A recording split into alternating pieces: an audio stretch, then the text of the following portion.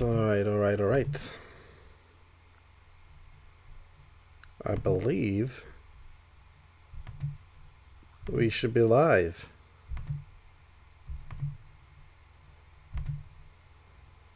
Yeah, I'm getting some feedback. I am. Alright. Let me, I don't have the charger next to me.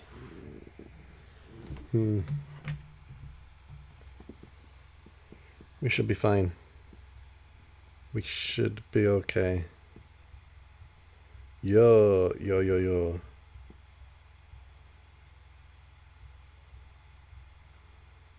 Alright. Give me 30 seconds. Hold on. Where is my charger going? It should be here. Oh, it's over there. Hold on 1 second, guys. I know I'm just starting. This is very unprofessional. I'm not set up right. Give me 1 second.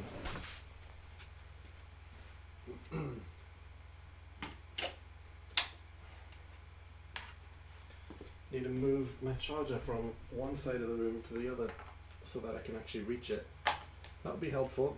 I hope you can still hear me now. I'm kind of away from my microphone a little bit. We're getting there. We'll let people get into the stream anyway before we actually start doing something. Alright. There we go. That's better. Wesley, how's it going, man? Okay, everything's set up. Everything's in position. Charger is now in the right place on the right side of the room. I can see the chat now. We're all good.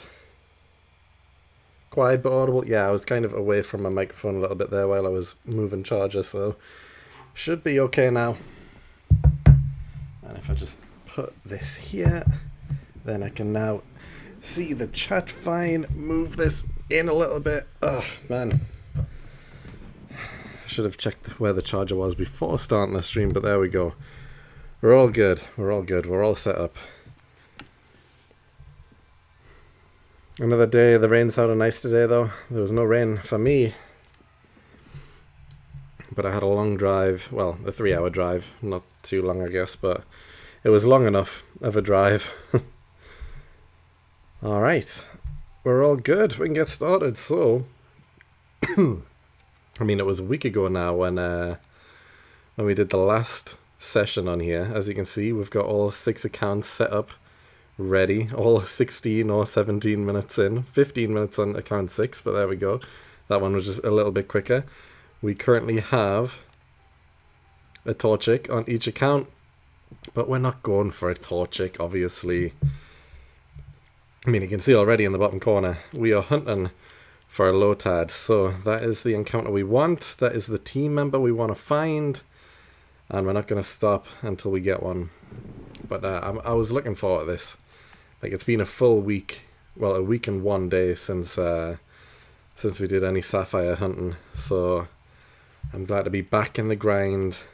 And I've instantly remembered, without speed up, this is a lot slower than usual. And haven't, like, when it comes up saying wild zigzagoon here and it doesn't just auto throw in the Pokemon, you've got to click A to bring out the Torchic. Oh man, I forgot how kind of annoying that is, to be honest. I'm too used to Platinum now where it just auto throws out your Pokemon. If you didn't have time to read, well, that's your problem. But we continue anyway. We ended last time on 4,300-ish encounters. So we're about halfway to odds. There's a good chance we can get close to odds tonight. So hopefully we can get the first shiny of this Dream Team quest. Although if it's not Lotad, then we continue. So as long as it's not Wurmple, to be honest. I don't want Wurmple. Just don't give me Wurmple game, please. Okay. Alright. I really don't want Wurmple. Anything else?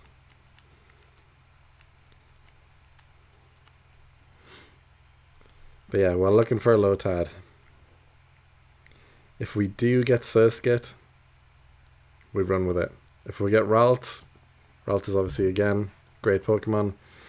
But it's not quite what we want, even though it's only 4% in this grass. If we got shiny Ralto, that would be pretty cool. But no, we're looking for Lotad. Lotad is what we want. So let's see.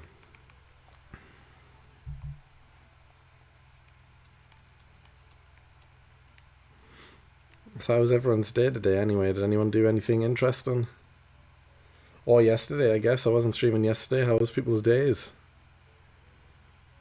I was in Glasgow yesterday and this morning, which is about a 3 and a bit hour drive away from me, from where I live in Newcastle. So a bit of a drive. Got to see AEW wrestling live. That was fun. Quite a lot of legends there from days gone by, which is nice to see. And yeah, it's the first time I've actually been to an AEW show. Like, I've been to loads of WWE shows, but I've been a fan of AEW since the beginning, I guess, when it first started. And this is the first time I've been to one of their shows, and honestly, it was great. The best wrestling show I've been to. So, cannot complain. And then I went to 2 different Korean restaurants while there. One yesterday, just before the show, which was nice. And then one today for lunch, just before we headed back. And that was not as nice, but it was filling. So I'll give it that much. You were there too? I was there. I was at the AEW show yesterday, yes. You also there, Josh? Good evening, Stan. How's it going?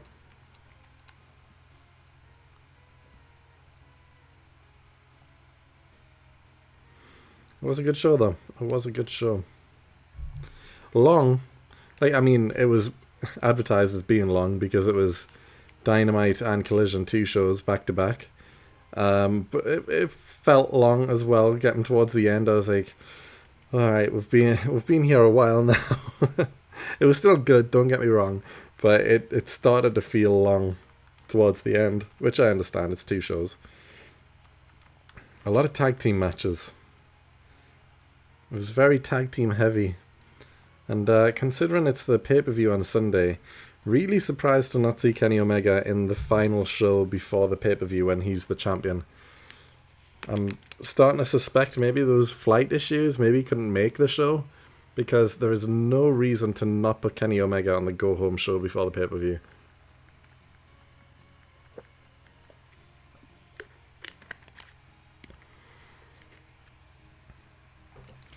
Disappointing in the show, in all honesty. Can't believe Kenny wasn't there. Oh, well, that's what I've just said. Yeah, I couldn't believe Kenny wasn't there. I thought the show was pretty good, though. Like, yeah, it could have been better, and there was a lot of random matches, to be honest. Like, why was Swerve versus Jack Perry the main event of the go-home show before the pay-per-view when they don't have a match at the pay-per-view and their match is kind of useless?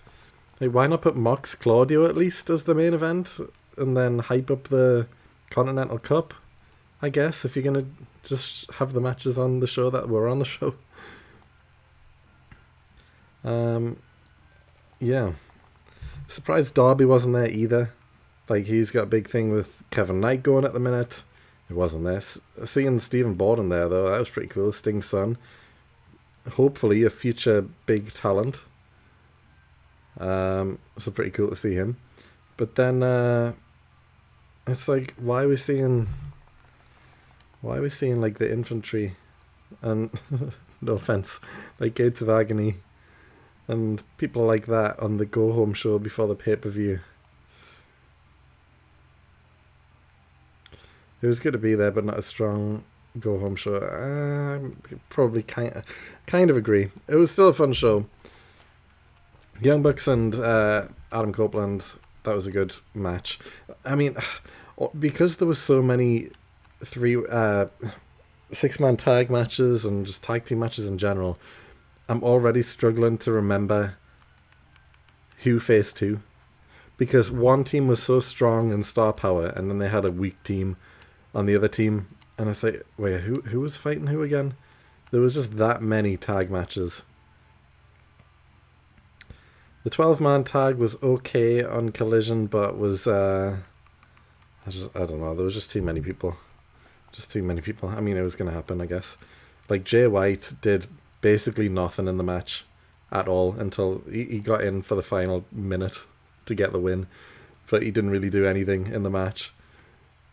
And then that was like the opposite of the Guns. Like, the Guns were in the match for the first like 2 minutes, and then you didn't see them again for the rest of the match. It was just a kind of weird show, to be honest. I guess, like, strange matches. I mean, they built up the tag team gauntlet match that they're gonna have at the pay-per-view, I guess. But the person I was looking forward to seeing the most at the show was Orange Cassidy, and then he didn't have a match. He came out for a run-in at the very end of the show. He was there, I guess, for 2 minutes. But yeah, I really wanted to see him have a match. I really, really wanted to. He's like one of my favorite wrestlers in AEW, and he didn't have a match. But then I was also looking forward to seeing Kenny Omega, and then he wasn't there at all. So what can you do? Highlight for me was seeing Edge live and experiencing his music. Yeah, I mean, I seen Edge live at Clash in the Castle, like 2022, something like that. I don't know. Whichever pay-per-view it was, where Dominic turned on Ray finally and then kicked Edge in the balls. I was there for that one. And I honestly thought, this is the last time I'm going to see Edge live. Definitely. And then he's still going. And seeing him again, so that was good. Seeing Christian as well is great. Seeing Young Bucks. I mean, that was probably the highlight match of the show, to be honest. Edge and Young Bucks together.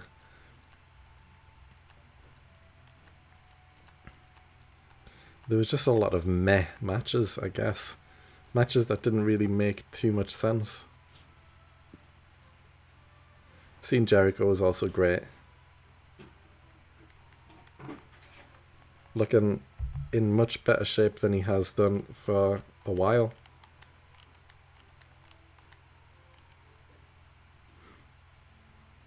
Oh, I'm not even in a battle on account 6. There we go.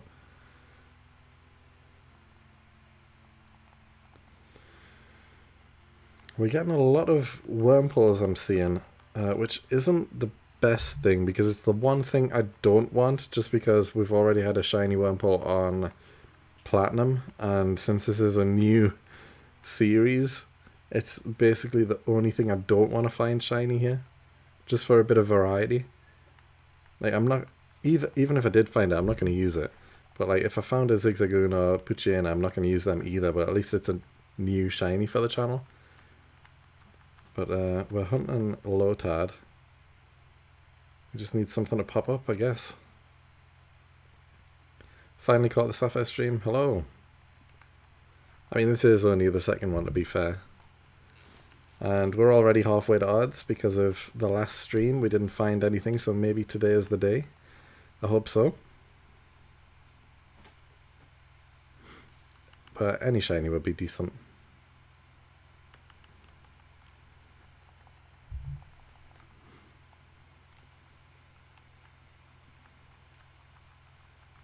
I was, Josh. Not many. Just a few. Just a few. Like, and by a few, I mean 3, including before the show.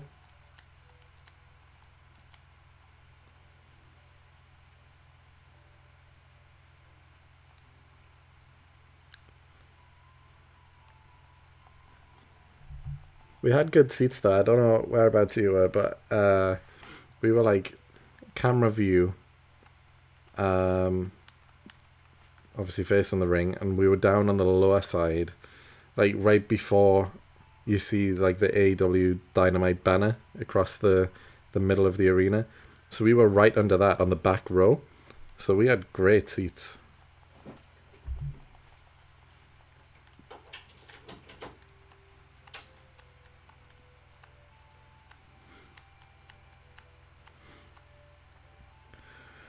What abilities does Lotad have in Gen 3, by the way?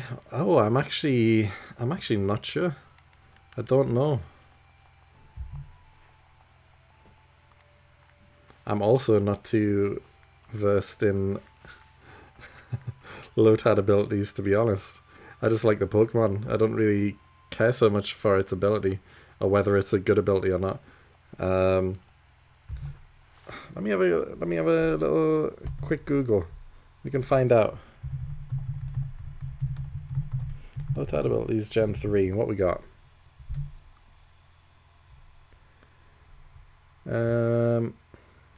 Abilities: Swift Swim or Rain Dash.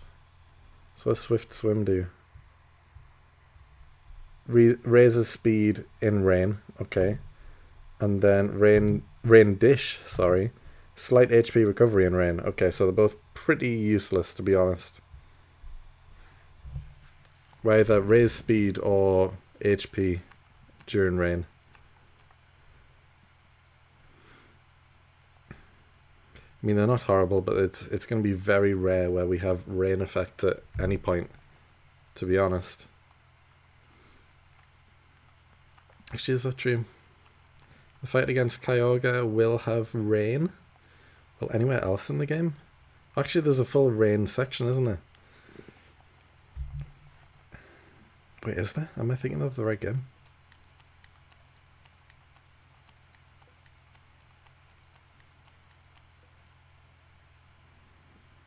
Rain Dish also. Battle Factory Ludicolo. Swift Sim is really good. I mean, I don't think there'll be that many times throughout the entire game where I'm going to be battling in rain. So I don't think either ability is going to be that useful, really.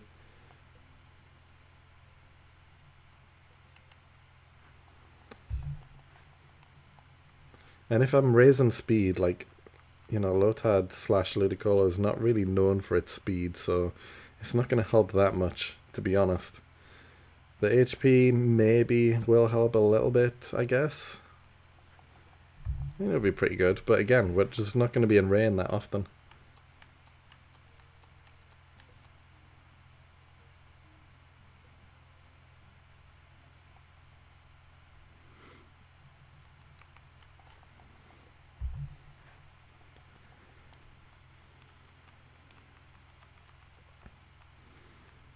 I guess we'll do an early prediction then, guys. So how many encounters before a shiny?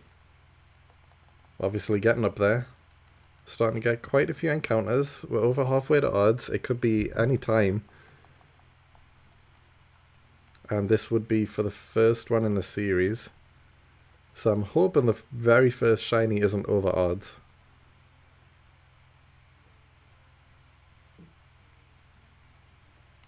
You can teach them rain dance.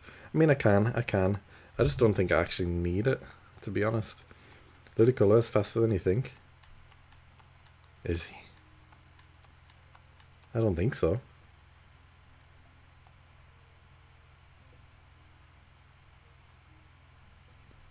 Is it really? Hold on. Let me, I need to look at his stats. I'm right here. I can see straight away. Let's have a look. What's his speed stat? Oh wow, okay. Maybe he is a bit faster.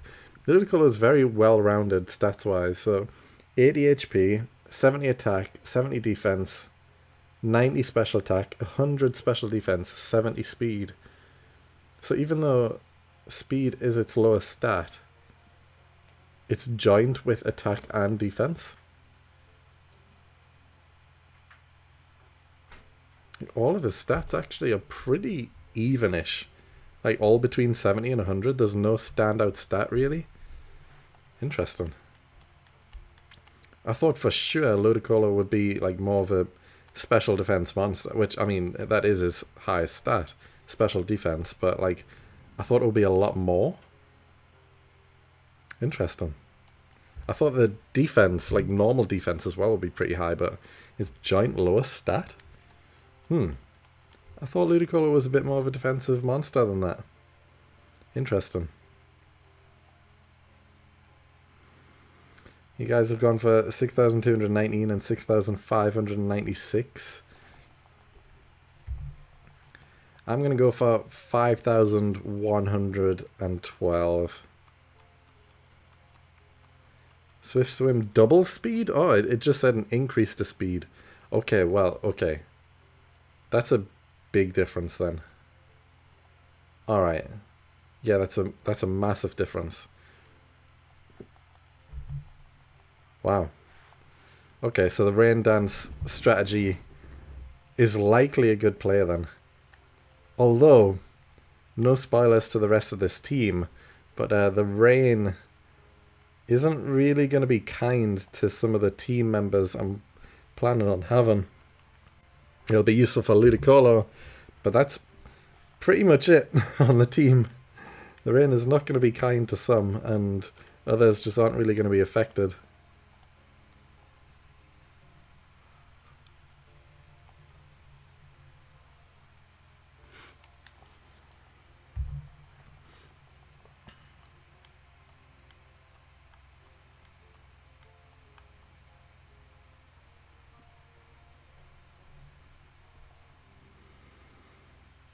Oh, by the way, guys, while I'm thinking about it, I realised I was silent there because I was thinking stuff, and I realised, oh wait, I'm not actually speaking, I'm just thinking. Um, the Mirror B video has popped off in the last 24 hours. Like, I've been saying on previous streams, because I uploaded it on Monday, and it went 3 days and got 400 views in 3 days, and I was like, oh, this is dead. Like I'd been saying in previous streams, like I can tell how good a video is going to do after the first half an hour, and after half an hour I'd had like 50 views, whereas like a Root Master would have maybe 200 to 300 views in the first hour. So I was like, yeah, this is a dead video, and having like 400 views after the first 3 days, I was like, yeah, Root Master will be on maybe 2,000 by now. This isn't going anywhere. And then it's exploded in the past, like since about 10 o'clock last night. I only realised this morning, I checked, even though I was in Glasgow, I had my laptop with me and I just turned it on, checked, like I just opened YouTube and seen, I was like, hold on, this is on like 1,200 views now, what happened? And I checked, and from like 10 o'clock at night until when I woke up, which is around 8ish in the morning, it had got like almost, well, about 800 views. And then now it's on like close to 3,000 views in just a day. I say, what's happened? What's going on? And I checked the analytics, and it says that, well, it's been pushed to homepages now. It's been recommended on people's homepages. So I'm like, that's it. That's what's happened. And also, in case you guys weren't aware, YouTube have changed their rules on views on videos now. So even if a video, if someone sees it for 0.1 seconds, it will count as a view on the video, which it didn't previously. Previously, you had to watch a certain amount of time in the video, like 1% of the video length or something like that, which might sound small, but if you've got like a 10-minute video, then they've got to watch like at least 10 seconds for a view to count. Or if it's an hour-long video, they've got to watch like a minute or whatever for a view to count. So a lot of people, they're not going to stick around for a full minute or whatever. But now it's as soon as someone clicks on a video or even sees a preview of a video, so if it's on the homepage and someone hovers over it and it starts to play the very start of like a 1 second of the video, it'll count as a view. So everyone's video views are going to be higher now in general on YouTube. That's just how it's going to be. Everyone's views are going to be higher. So I think that's got something to do with it, with the Mirror B video popping off. But also, I checked the view retention rate and that hasn't changed. So like, my average is like, after the first 30 seconds of a video, about 65% of people are still watching. So like 35% of people have turned off after the first 30 seconds, which is normal, which is completely normal. And that's still the case for the Mirror B video. So all of these new views, people are still watching the video as normal. So it's not just people hovering over for 0.1 seconds and then going away. So I'm a bit confused. And also, I know for a fact it's all new viewers. It's not like returning subscribers as well. Because A lot of people are seeing the video and it's getting a lot of views all of a sudden. The likes are not going up as quickly. On Root Master videos, people do click on them and do like the video. People are definitely clicking on the Mirror B video and they are watching, apparently, according to the stats, but the likes are not moving as quickly. It is on like 75-ish likes, which is decent for me anyway, but like a typical Root Master video will get about 300-ish. So 70 likes is good, but for the amount of views I've got in the past day, I would kind of expect more, but that's just me nitpicking, I guess. The views, either way, they're just skyrocketing. It's genuinely, it's on track to be my best performing video. Well, it is my best performing video over the past 24 hours. It just is, which is crazy. Better than any Root Master video that I've uploaded, which is wild because I keep on saying on these streams, but like people tune in for Root Master and every other video I upload is always, it never does as good. But all of a sudden, the Mirror B video, which I thought was dead in the water, which didn't do well for 3 days, all of a sudden is now my best performing video ever that I've uploaded on the channel. And at the rate it's going, it could be on like 5,000 views by the morning, which again isn't a lot compared to a lot of YouTubers, but for me, that's a lot. That's what Root Master would get in a month after being uploaded, and it's gonna get that in like 2 days. So I don't know what's going on with it. Whether that's just YouTube because they've changed the way views count, or just because it's been pushed to homepages now and people are actually viewing it. But yeah, wild. Either way, I'm happy. So we'll see how it goes. But I really wish I could get the Pachirisu for Root Master so I can wrap up the episode, just so I can compare views, just to see if is this a thing going forward? Are all my videos going to have boosted views all of a sudden because of YouTube's new algorithm rules? Or was this just a one-off for some reason? So I really want to get a Root Master video done just so I can compare views and see how it does. Because I'm kind of expecting now that all videos will do better going forward. But this all depends on Pachirisu, I guess. Or if we get Lotad here on this stream, then I can edit and upload episode 1 of the Shiny Dream Team quest and see how that does. But again, it's not Root Master, so I'm kind of comparing a separate video. YouTube's algorithm is kind of quirky like that. I'm subscribed with a bell and I didn't get notified to yesterday's stream until I had it recommended an hour late. Yeah, the stream before that I did. Yeah, well, I'm assuming you mean the day before. I wasn't streaming yesterday, but yeah, I understand what you mean. To be honest, I always see people like complaining about videos not popping up in the feed or whatever. And I've never ever had a problem with anyone I'm subscribed to with their videos not showing up. I don't know what people do, but what I do on the homepage of YouTube, it's got subscriptions in the side. I click subscriptions, and then it's got all the uploads. And I'm like, okay, I'll watch their video. I'll watch their video, and that's it. So I don't know what other people are doing, but doing it that way, I've never had a problem. I've never missed an upload of anyone that I've wanted to watch. So I don't know. I always see people mentioning that, oh, this didn't pop up for me or blah, blah, blah. But I've never once had an issue. So I'm curious. Do people use YouTube differently to how I use YouTube? Because if you just click subscriptions in the side, like the left panel on the homepage, then it shows you everyone who's uploaded. And if there's live streams going on, then they're also there as well. It shows you that people are live and stuff. So, yeah. I don't know. Maybe I'm the weird one who's using YouTube differently. But I've always wondered, what do people do? Because I've never once had a problem. But I feel like there must be a problem, though.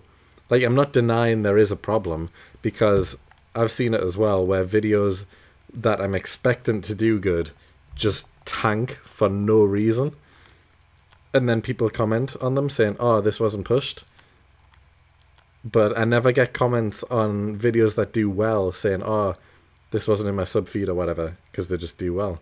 But I always seem to get them on videos that don't do well, saying, oh, this wasn't in my feed. I'm like, why? I've never seen this problem before.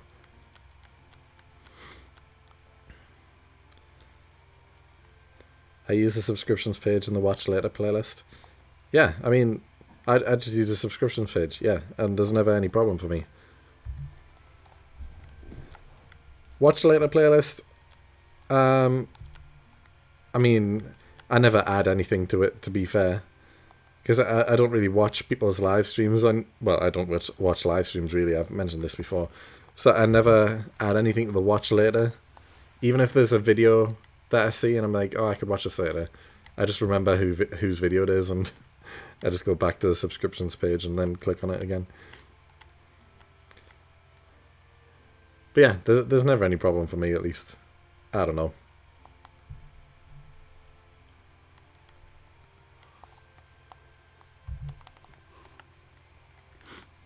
I'm curious to see how this stream will do, though, because like last time, when we were doing Route Master on Tuesday, I was mentioning how around 10 PM is when more viewers start to come in. And typically on a Route Master stream, we get between like 20 and 30 average viewers in at any one time, whereas the first Sapphire stream we did last week was averaging around 10. Now, again, we're on 9 at the minute. I'm wondering, will it stay like that? Or will it go up since it's just kind of hit 10 o'clock? My memory is poor and I tend to be gaming on the other monitor, so not having to go back and select the next video is easier for me. Yeah, fair enough, fair enough. Nah.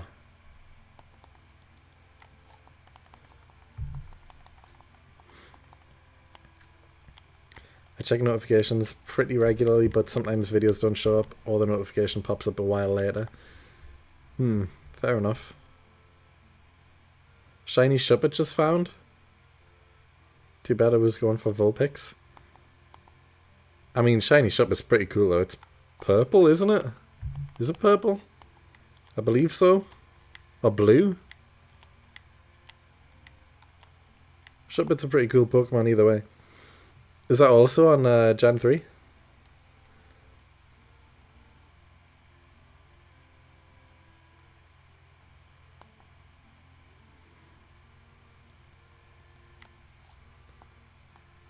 Oh, why is this one Torchic trying to attack? 4911. I mean, I wouldn't mind. That's very close. I can get there in about 5 minutes. Since I can't use speed up on more than one Game Boy emulator at once.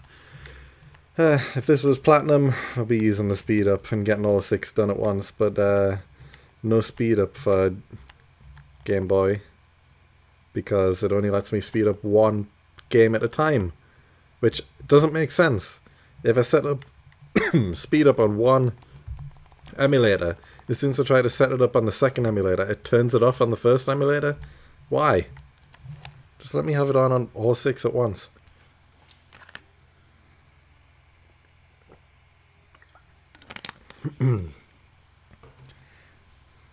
Dark bluish green. I thought it was something like that, yeah. But Shuppet's cool. Bennett's a cool Pokemon as well. Actually, is Bennett exclusive to Sapphire? Is that right? I know Sableye is. Is Shuppet? I can't even remember now. I don't know. Dusclops shiny is pretty dope. That Scarlet Red is gorgeous. I've seen that today on someone else's video. I'm never good at Pokemon YouTubers' names. Whoever's doing also doing a Gen 3 well, he's not doing a shiny Dream Team quest, but he's doing Like, just to get a party full of Pokemon quest. Whichever shiny finds, that's what he's sticking with. Who is it? One of you guys will probably know. Well, I seen the thumbnail for the video. I didn't actually watch it, but I seen the thumbnail for the video just before.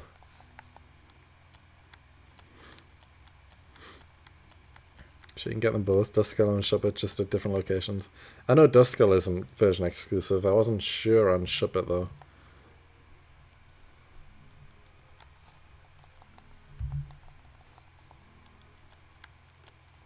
Even though I was a Ruby kid growing up, like I never had Sapphire, and we're playing Sapphire now, I always found the Sapphire exclusives just better.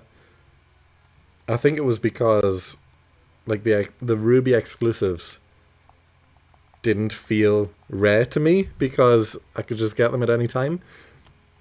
Whereas the Sapphire exclusives I couldn't get. I had to trade for them if I wanted them. And then I would have to find someone who had Sapphire and trade them. And then when I had them, it's like, oh, these are pretty cool. I can't actually even get these on the game. So I always found the Sapphire exclusives just better because of that. And to be honest, I still think they are better. Most of them. Most of them. Not all of them, but most of them.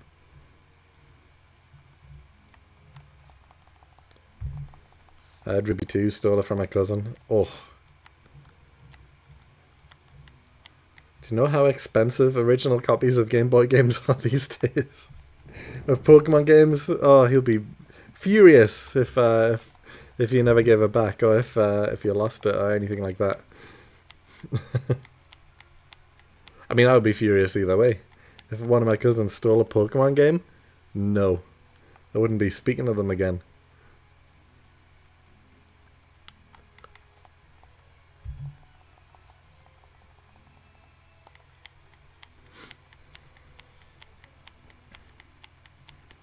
What was your prediction again, Scott? 4,900 and something, wasn't it? 4,911. Well, unfortunately, we're over that now. And as you can see, there's no shiny. What did I say again? 5,112, I think it was. That's my guess. So we're still like 200 away, which will probably be in about 10 minutes. We get about 100 encounters every 5 minutes-ish.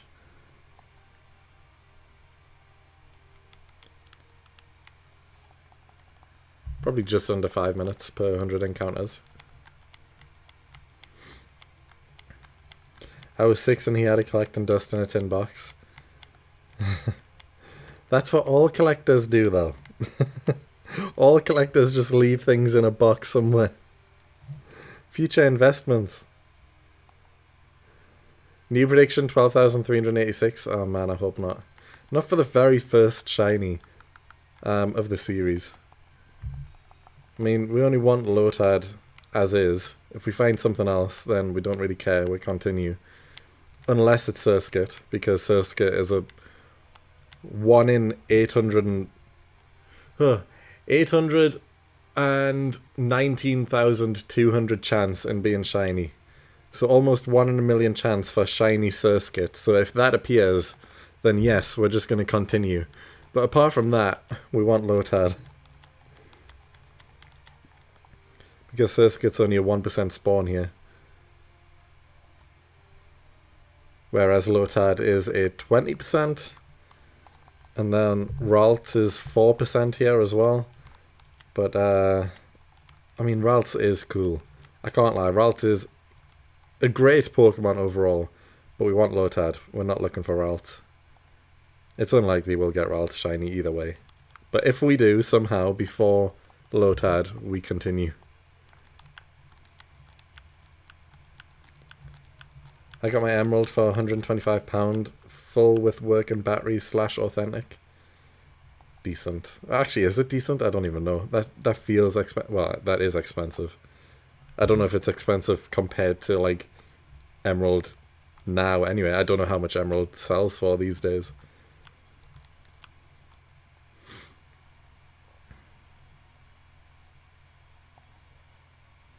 I can't remember if I told you guys on stream, actually, but not too long ago, like a month ago, I've still got it with me, actually. I got a pristine Game Boy Advance SP Rayquaza edition, like emerald green with the Rayquaza like little logo on it. Pristine condition. It is beautiful. Perfect condition, all working, no problems. And it came with Pokemon Fire Red, a legit version of it, and a fake version of Pokemon Emerald. And I got all that. So, Fire Red, fake Emerald, and the pristine Game Boy Advance SP Rayquaza edition for £75.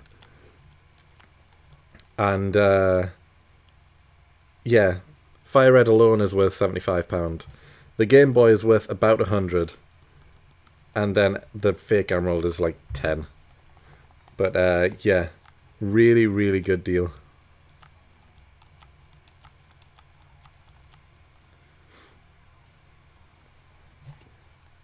I'm actually planning on selling my DS and 3DS Pokemon games. I have a cracked 2DS with Twilight Menu and CIA.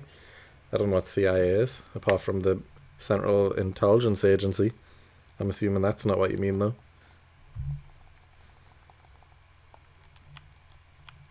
I know what Twilight Menu is. That's the the ROM hack screen, right, where you can just play whatever game you want. Not sure what CIA is, though.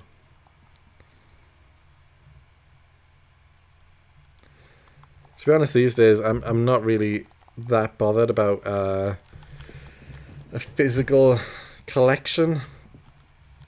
Like, it is cool. Don't get me wrong, it is cool, and if I had it, then great. But I'm not going out my way to buy them. But I do really like this Game Boy Advance SP. I am tempted just to sell Fire Red because, I mean, for one, I bought it on the Switch recently, and I'm in two minds if the game price for the Game Boy game is going to go up or down because of the Switch version. It's either going to go up because it's even rarer, but because Pokemon Bank is closing sometime soon, people won't be needing it to trade to newer generations. You can only do that on the Switch going forward. So people are just going to get the Switch version if they want to play Fire Red, because they can trade the Pokemon to the other games. And the Game Boy version's going to kind of become obsolete, I guess. So it's either going to become very, well, more expensive because it's just a Game Boy game, obviously, but you can't do anything with it anymore. Or it's going to go down in value because Pokemon Bank is closing and you can't transfer Pokemon to the newer games. So I don't know. But I'm tempted to sell Fire Red anyway, just because I've got no use for it. And also that gives me my money back for the bundle I got. But the Game Boy SP, gonna keep that because it is beautiful.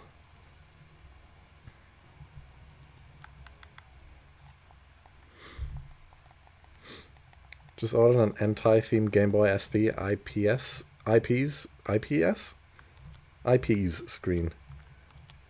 Like the backlit one, where it's just better brightness. That's pretty cool. Save physical media, screw Sony, completely agree. It is very tempting to go back to Xbox. Especially since they've announced now that if you buy physical games, you can play them anywhere.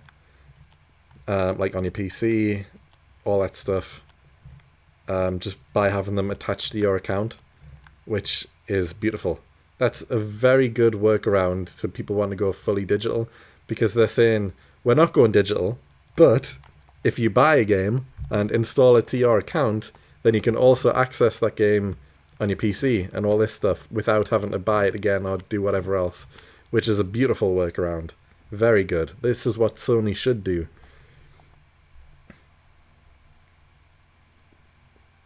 It's hacking software that turns files into QR codes to download as programs. Okay. I can play PS2 games on my Nintendo. Very nice. Nothing beats playing Gen 3 on Game Boy. That is true. Although I'm playing 6 versions at once on emulator right now on my laptop.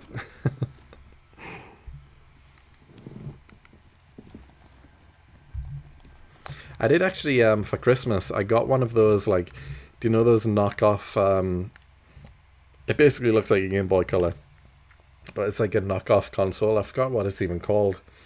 But I got one of those with like 3,000 games downloaded on it, and it had like PS1 games, DS games, Game Boy Advance games, all that stuff. So it had all, like, most of the Pokemon games, and I could just download ROMs and add it to the console as well. So I did that with a few. It just had a bunch of games on it, though, and that was pretty cool. And I did play that for a little bit. I was playing just Pokemon Black casually. But I soon just stopped playing, I guess. I don't know.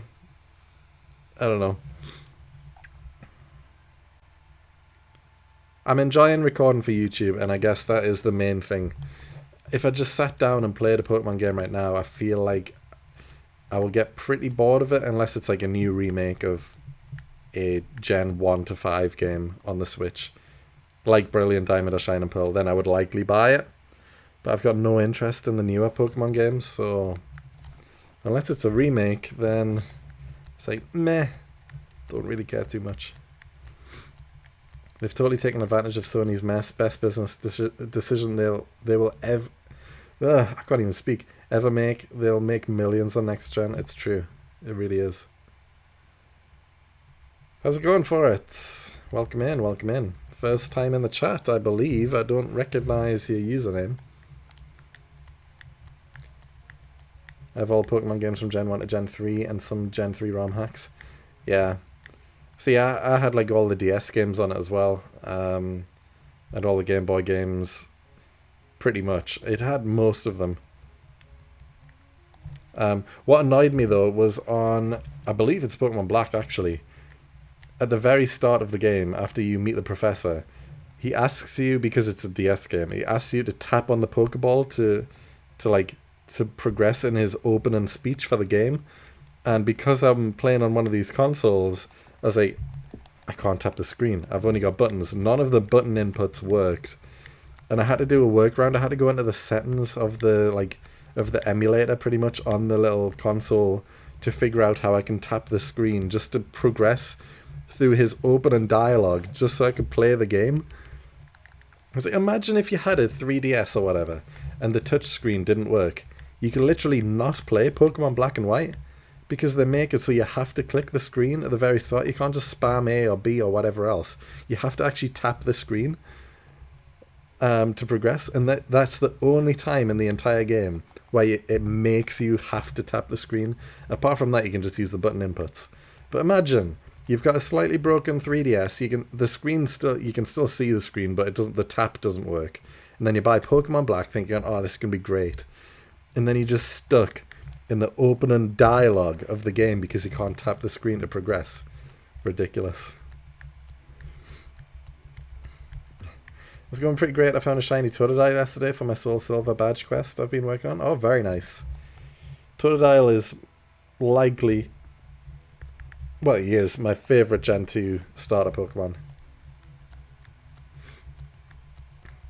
To quote a wise planner, do not interrupt your enemy when they are making a mistake. It's very true. I've shown up here before, but only briefly, so don't blame me for forgetting. Apologies. It's the same with Diamond and Pearl. You need to tap a Pokeball. I don't think you do on Diamond and Pearl. Not on Diamond and Pearl, you don't. I don't think so. But Black and White, it forces you to. Like on Diamond and Pearl, you can just tap the button inputs. But Black and White, you need to tap the Pokeball.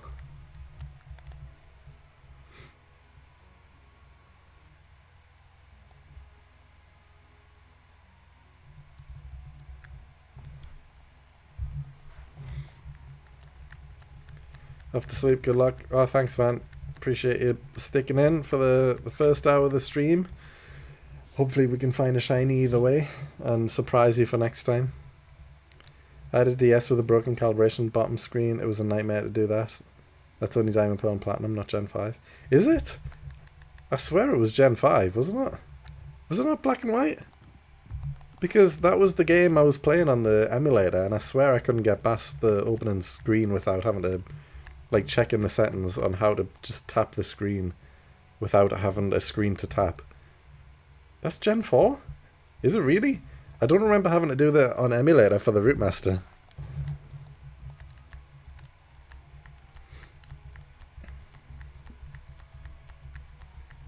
What's the best second evolution starter?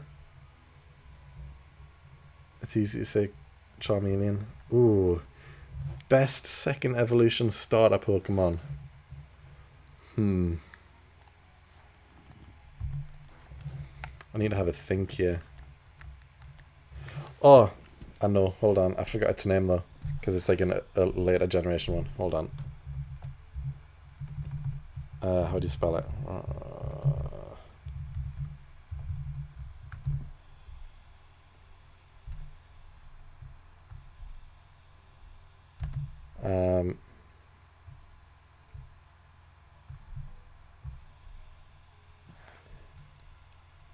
Actually, is it? I like Dartrix, you know. Rowlet's evolution. I do like that one. It's a good one. Is it one of the best ones? It's definitely not an iconic one. It's a good one, though.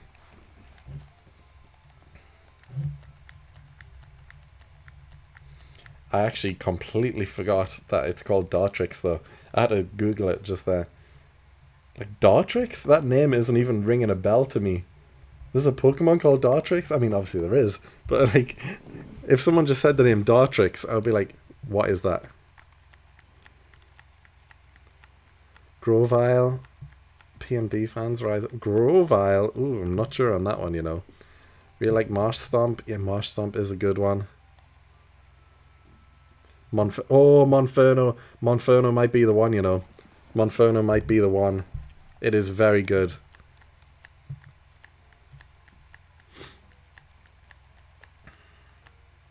Yeah, I had an idea because I noticed the thumbnail is like not the actual Dream Team, so it would be a lot of effort, but I think it would be funny if the thumbnail changed Pokemon every few streams. That is my plan. So that is exactly my plan. You've already got it. So you've already noticed, but the 6 Pokemon in the thumbnail are not my Dream Team. I did that on purpose because I didn't want to spoil who the team is, because when I'm making the videos, at least, like, this is basically the thumbnail that's going to be used for the individual video episodes. But my plan was, if everyone just looks at the thumbnail, they're going to be like, oh, well, I know the team, so I don't need to watch a video. So I've put in 6 random Pokemon that aren't in the team, so that people still need to watch the video to find out who is on the team.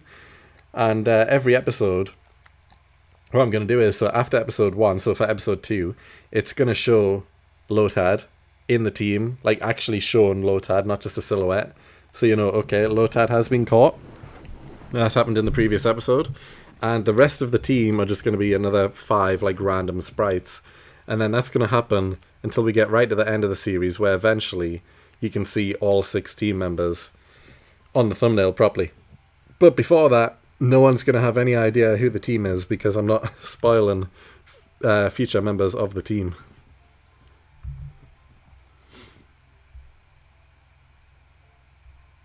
I'm 9,400 hunting for Rowlet in Ultra Sun and Moon. Very nice. Hopefully he comes up soon for you. Deception, Betrayal. Welcome back in, Beast. Don't you dare insult my boy like that or I'll cry. Yeah, I don't get why YouTubers just spoil who their Dream Team quest mons are in the intro. Yeah, me too.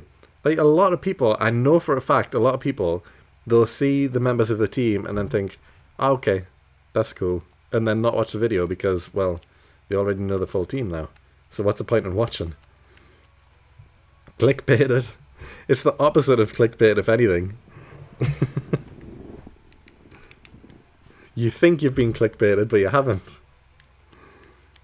Gaslighted. Gaslighted might be the better word, to be honest. Bait clicked. We're getting off track here. We're getting off track. One stream could just have like all 6 of the same Pokemon in the thumbnail. That is very true. I could do that. Imagine just had 6 Rayquazas for some reason. People are like, what? Why? I mean, I've already... Well, I haven't technically uploaded a video of this yet, since we're still hunting for episode 1. But I mentioned in the first stream, I'm not going to have a legendary Pokemon in my team. So I could just do, like, Groudon, Rayquaza, Kyogre, and whoever else, I guess. The three starter Pokemon. Have the 3 starters, 3 legendaries, and then people be like, that's really the dream team? Nope. Chuck Tester.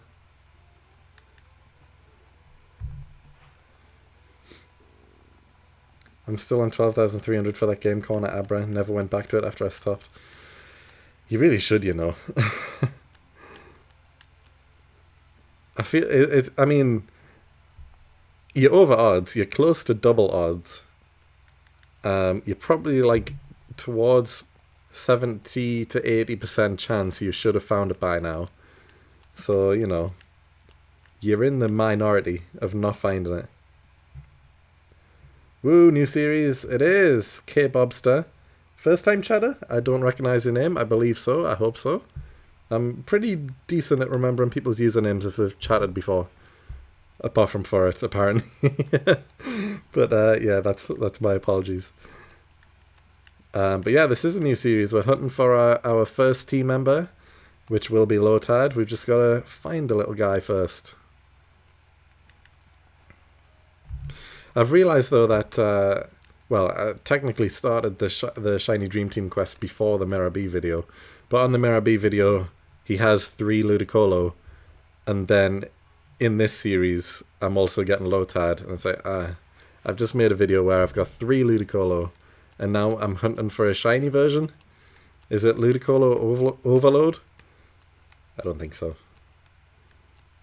And my main reasoning for wanting Lotad is because of Mirror B as well, and how much I loved the Colosseum game growing up. It also helps that Lotad is literally in the first patch of grass that you can get to after doing like the tutorial battle against May at the very start of the game. So I don't need to progress anywhere. I haven't even fought a single trainer since. So I can just hunt for Lotad at the very start, get rid of Torchic, and Lotad will be my starter Pokemon.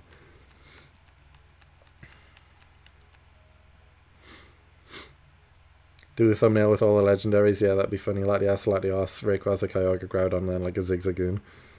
That's true, actually. I forgot about Latias and Latios. Yes, they are in these games. They are legendary Pokemon.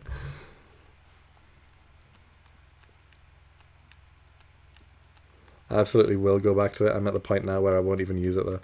I mean, to be fair, Kadabra, or if you can manage to trade, Alakazam is one of the best special attacking Pokemon on the game. Great Pokemon. And Psychic, especially in Gen 1, just wipes out pretty much everything. So it is a very good glass cannon, to be fair, because its defenses are terrible, but it's pretty speedy and its special attack is one of the best in the game. What is encounter rate for Lotad? 20%. I believe Zigzagoon and Poochyena are both 25%. Or one of them's 30 and one of them's 25, so either way, it is pretty high odds. I mean, there's only 5 things you can catch in this grass. Lotad, Zigzagoon, Poochyena, Ralts, and Surskit. Surskit's 1%, Ralts is 4, Lotad is 20, so what's that, 25? And then, so 75% must be for... Oh no, there's Wurmple as well. Yeah, I've got Wurmple also chilling at 20%. So that goes up to, what, 50% there? And then, yeah, Poochyena and Zigzagoon must be 25% each. Yeah. So, not bad. It's not the highest encounter, but it's not the lowest either. And even then, it's not that much different. Although, as you can see, we're seeing a lot more like Zigzagoon 5 there compared to 1 Lotad. Whereas Lotad is only like 5% less encounter rate. But I guess if it's a 20% chance, you would expect to see 1 Lotad every 6 encounters that we're seeing here. Because it's 1 in 5. Which isn't always the case, as those 6 encounters just proved. But we would expect at least 1 here, maybe 2.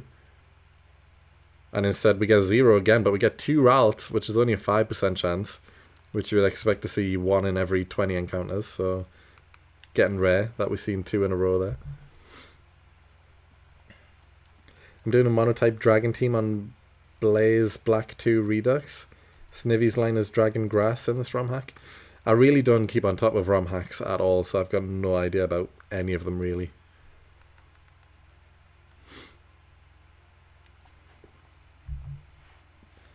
This is my first time chatting. I've liked a few in the Pachirisu streams. Your Ripmaster is such a fun series to watch.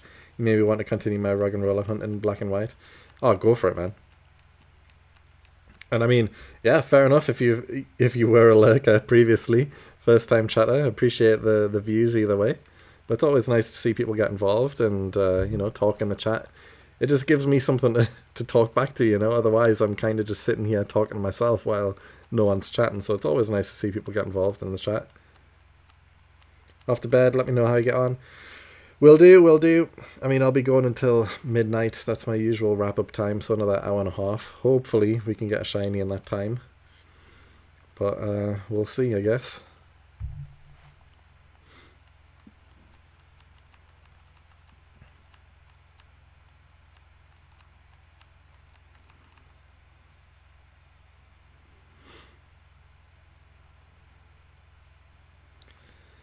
But yeah, I'm think I'm gonna do a daytime stream on either Saturday or Sunday. I'm not sure yet which day.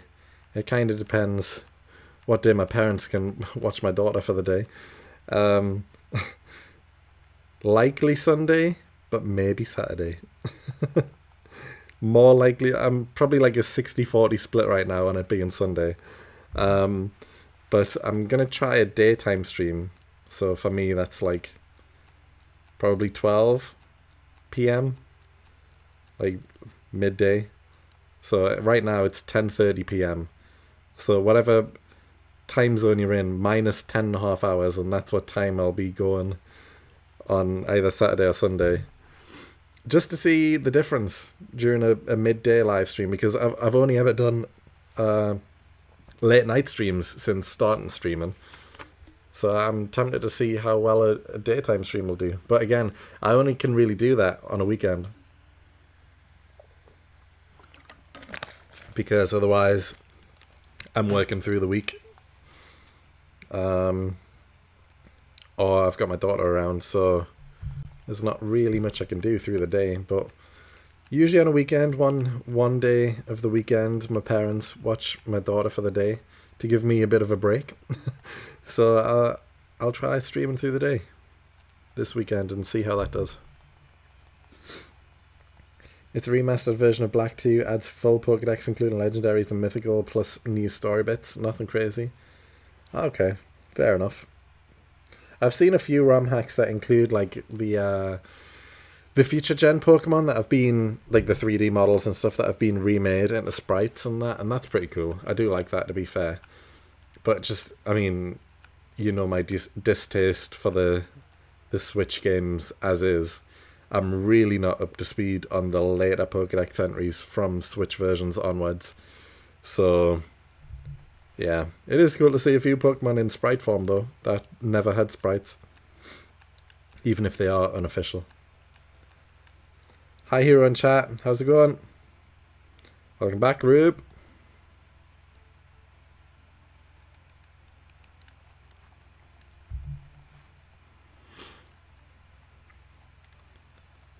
Fire Red Omega is the GOAT hack. Is that the one I was thinking of, where it's got all of the future gens as sprites and stuff? And it's got like Mega Evolution stuff in there as well.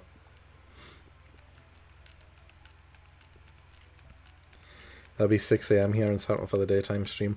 Yeah, I mean, I know it's going to be very early for a lot of people, especially in America.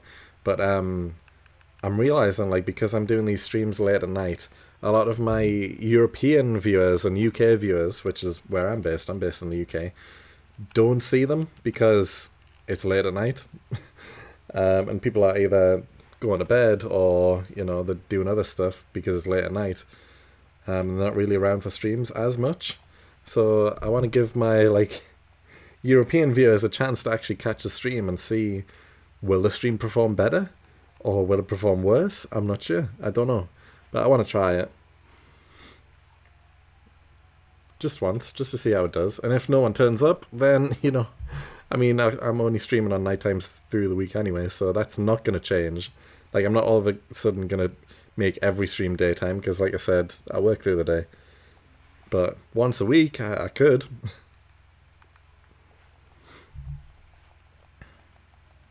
Also adds fairy type. Yeah.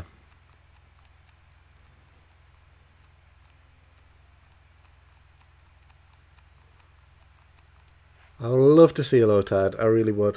Oh my god, I just realised I'm not recording. I'm not recording. Start recording. Oh, it's a good thing we didn't find a shiny. And it's a good thing for this shiny Dream Team quest. I don't need to track time for encounters or anything because it's not Route Master. I just need the Pokemon and I need to continue. Oh, so glad we didn't actually find a shiny then without me recording. Otherwise I would have to go through the trouble of downloading the stream, and then that would be in slightly worse quality compared to just the raw footage, and it just wouldn't have been good. But we've started the recording now. We're all good. We didn't miss anything. We're just walking around in a patch of grass. I don't have the footage for the last 1,000 encounters, but I guess that doesn't matter because nothing happened.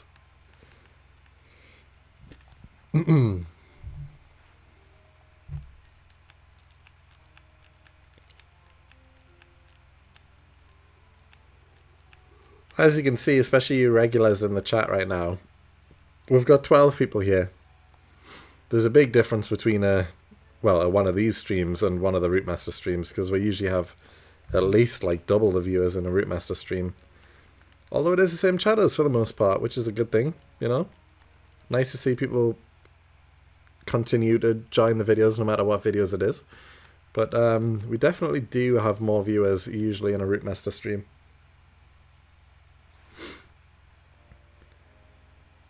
Okay, chatting you real. We have to remind Hero at the start of every stream that he has to record everything. That's twice now that I forgot, right? We forgot the Shinx capture on the last stream, but I mean that's sorted out. I did record afterwards to get the footage. But yeah, it's just OBS showing the record symbol on the control panel at the bottom of my laptop. I'm so used to that red circle meaning, oh, we're recording, but it shows the same symbol for when you live stream, and so I forgot to click record. Do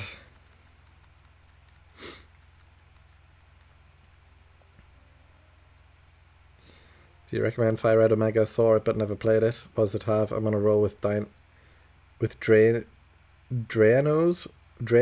ROMs.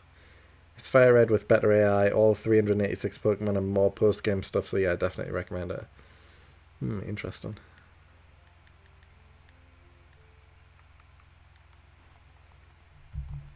Conveniently missed recording while you were disclosing your deception regarding the Dream Team thumbnail. That is very true. That is very true. But I mean, pretty much all of this chat isn't actually going to be in the actual video that's released. A lot of it will be post-commentary. But, you know, we're just chilling here. You get to see a behind-the-scenes look of what the video is going to be like. Even if we find a shiny right now, I'll record a reaction and talk as if it's going to be in the video, but it might not be. I might just do post-commentary over it. It depends, really. Because I'm still recording episode 1. I'm not sure how best I'm going to edit it yet. Whether it's going to be different to Route Master, so it's more fully post-com, just to make it a little bit more different, or if it's going to follow a similar vein of Route Master, where, you know, a lot of it is post-commentary, but the actual encounters and battles are live commentary. I'm not sure yet. I feel like post-commentary is likely the way, but I'm not sure. It depends how good the reaction is to a shiny. If I'm really surprised. Like, if I got Surskit here, I would freak out because of the odds that is. And that would be a good reaction to have in the video. So I would use that. But then if I got like a Wurmple and I just didn't care at all, and it's a pretty lax reaction, and it's like, I could just do a post-commentary 5 seconds saying, well, the shiny we found was a Wurmple, not what we wanted. So we just continue onwards, and then we just jump straight back into hunting the next thing, and hopefully it's Lotad, and then I don't have to go through like 2 minutes of finding the wormhole, trying to catch it, and so on. We just move on with the video, keep it a bit more fast paced. I'm not sure yet. We'll see. We'll see. Haven't figured it out. That's a problem for future me once Lotad is found. For now, I'm recording as if I'm going to use the live commentary, but I might not.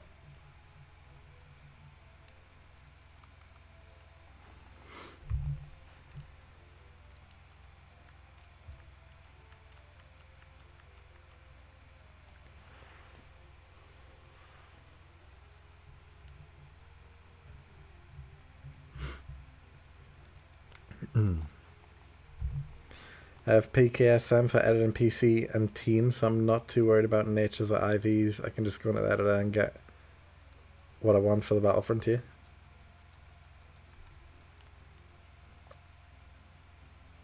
So you cheat is what you're saying.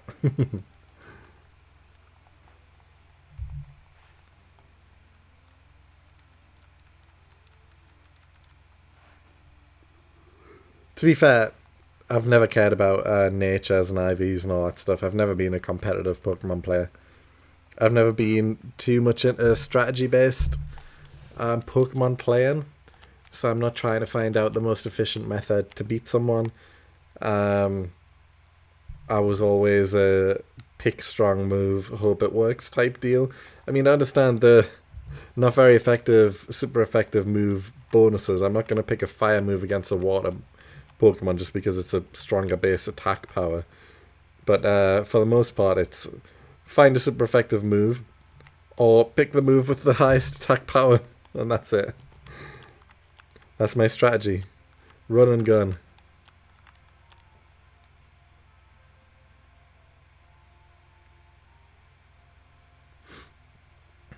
I cheat against cheating AI in Battlefront here. Okay, fair enough. Fair enough.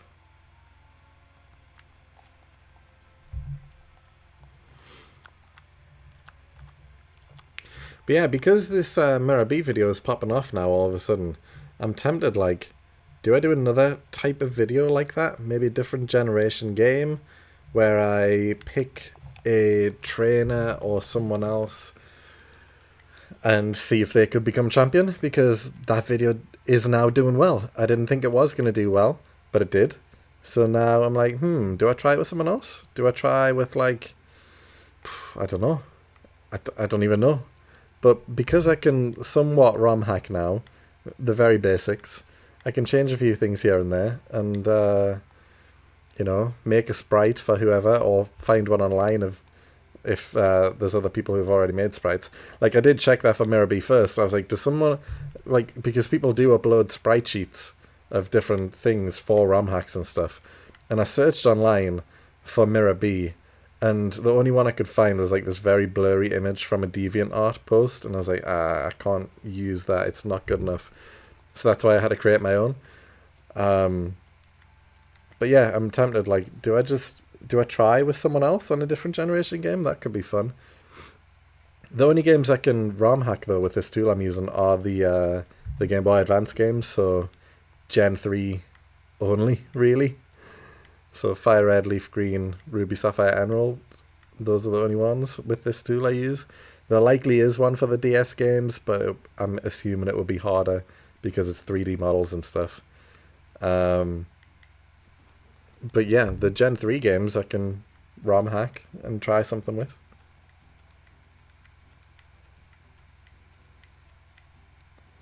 Oh, what's up, Ace Dog? How's it going? Welcome back, welcome back. You haven't missed anything. We're still hunting for the first Pokemon here. You should choose new trainers, make a mini-series. It was a really good video. Thank you, thank you. I really thought it was, well, I thought it was just doing terrible, to be honest.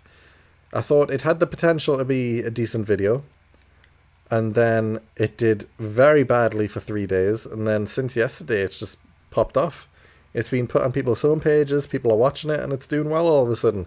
It's got like close to 3,000 views in a day, when the first 3 days of it being uploaded it had like 400 views. So I thought, oh, this is doing terrible, no one really likes it or cares about it.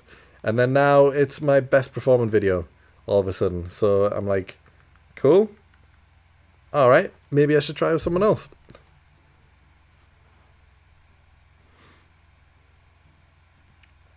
I think it's doing well because if, for example, people check ADF content, he does a lot of that. It's more like show up on the recommendations. I've seen like one of his videos, I think, where he plays as Team Rocket. Like he's got the sprite. He is playing as Jesse, technically. Like he's controlling the Jesse sprite, but James and Meowth follow behind. And that's a pretty cool mod. I've seen that one. I've seen his video. But yeah.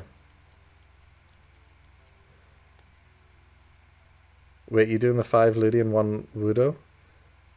Not for this. No, this is my shiny dream team. For Mirror B, he had 3 Ludicolo and 1 Sudowoodo, plus Armaldo and Xploud on his team, or the team I made for that video. I basically, even though I've played the Coliseum game and stuff, and part of XD where he appears, he's used quite a few different Pokemon. Well, I say quite a few. He's used about maybe 11 or 12 Pokemon. So I had to pick ones he's used most often for the most part. I feel like I could have went a bit more in depth on the video to explain his team a bit more. I feel like I kind of rushed it and just assumed if people are watching this, they know who Miraby is, they know his team. Whereas I could have spent a minute just explaining the team choices a bit more, I feel like. But yeah, obviously his main team members are Ludicolo, so I got 3 of them. He usually, when you battled him throughout the games, had 3. In cutscenes and stuff, he had 4, but in battles, he only ever had 3 max, so I had 3. He always had Sudowoodo with him as well, so I had that. Armaldo he had in XD, and that was used in quite a lot of battles in XD, so I picked that. And then Xploud, again, he had in a few battles as well, and it seems to kind of match the vibe of the team a bit more than other things he's used. Like, he has used Dragonite as well. Like, Dragonite was one of his shadow Pokemon that he could catch from him, but he only uses that in, like, 1 fight. He's also used, like, Electrode. Which, again, I was like, it doesn't really fit as well. What else has he used? I can't even remember now. Those are the other choices I was thinking between, though. But I chose Armaldo and Xploud as his other team members. Armaldo is the one that kind of sticks out a bit. He doesn't use that as much as anything else, and it doesn't really fit the team vibe as much, but the other ones kind of stuck out even more, or he didn't use them as much in the games.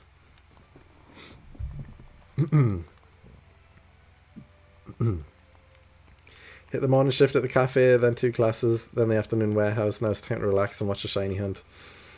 Man, you've had a busy day. You've had a busy day.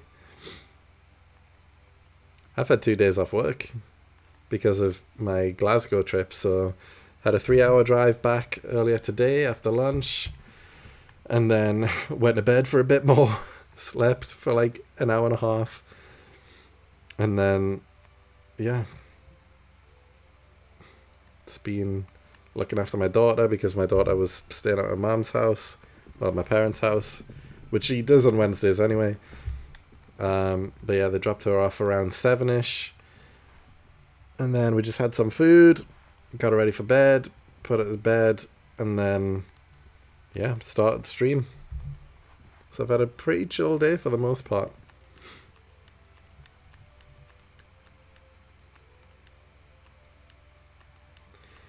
That actually causes channels to become too similar in the long run. And that is more detrimental in the long run. Like, why watch this YouTuber when I can watch the one that does the same content? Yeah, I understand. I mean, you've been here for pretty much all my streams, to be honest, but you know how much I've been talking about trying to find like my own ideas and stuff. To be fair, with the Mirror B one, I didn't know that other people had already done similar type of videos. Did I press the encounters there? I'm not sure I did. I'm going to press it anyway. If I'm 6 off, then I'm 6 off. But I didn't realize people had done similar type of videos already with different trainers and stuff until I seen 8F's video with the Team Rocket one. I was like, this is kind of being released a similar-ish time as mine, and it's a kind of similar idea. Props for not throwing in Dragonite. I did look into it, but again, it was like Dragonite isn't in Gen 3. Like, you can't just catch it in the wild. So I was like, if I wanted that in the team, how can I realistically make it appear?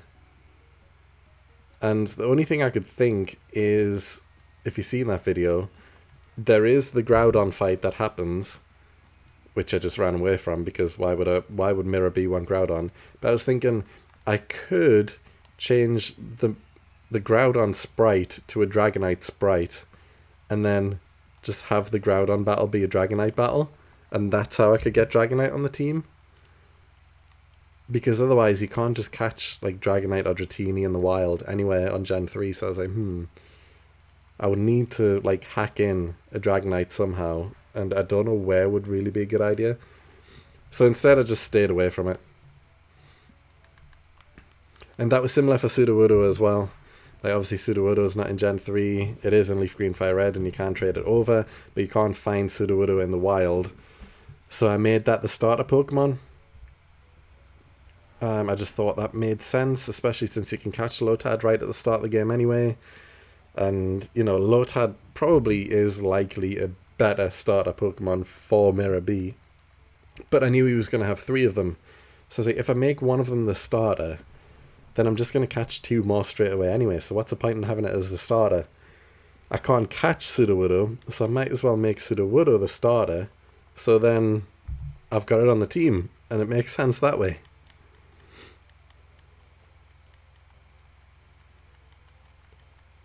This issue was not the idea with the Mirror B video. I think Kiko referenced my message, which you might have missed. Maybe I did miss. Oh, I did miss it. Since I saw a lot of YouTube, not really proud of, but anyway, please just do things that you want to do. If you start chasing numbers, then that will become all you care about. The best performing videos. Oh, the best performing videos suck, generally speaking. Depends on the concept. I understand where you're coming from, and I do only make videos that I want to make at the end of the day. Like, I'm not going to try an idea just for the views if I don't like the idea. Like, if I think it's a stupid idea, but it could get a lot of views, I'm not going to do it. But if it's an idea I like, which I also think might get a lot of views, then yeah, I'll try it.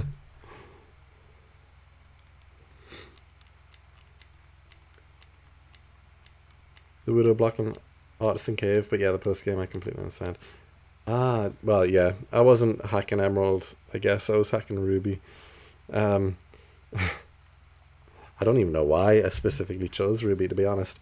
Because I realised after starting the recording, because I was doing Ruby, I was like, okay, I've hacked in the starter Pokemon, now we'll go get Lotad in the grass, where we are right now at the very start of the game.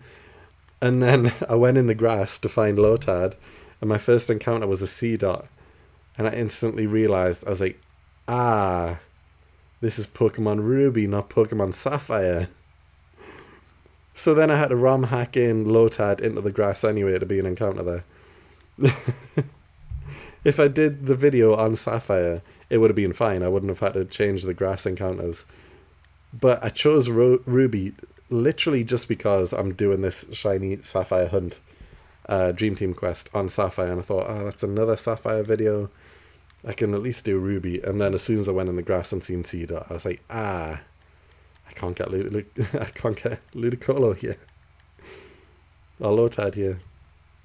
So then I had to hack it in anyway.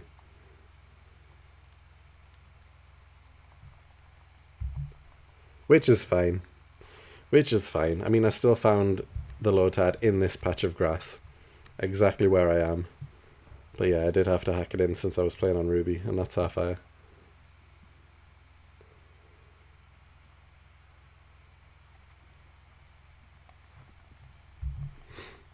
Character limitations are horrible for long explanatory comments.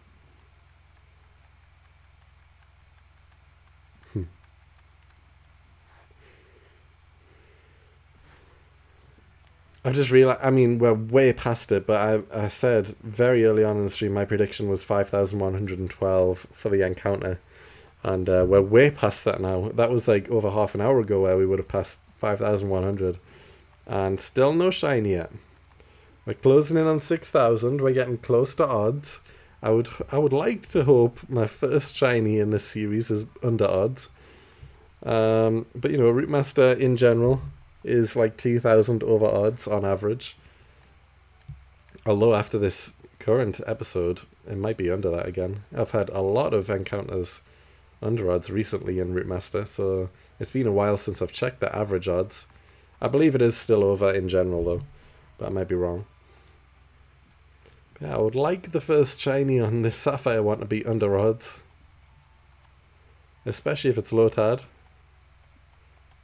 Does Poochyena have... Oh no, Zigzagoon has pickup on this generation though.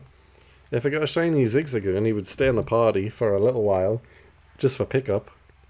Although I guess in a Dream Team quest, items don't really matter as much. The focus of the videos is the team members and then the gyms, and that's kind of it. Like all of the side story with Team Aqua and Team Magma doesn't really matter as much. I guess the main fights against like the generals and stuff, people care about that and see how the dream team does against those.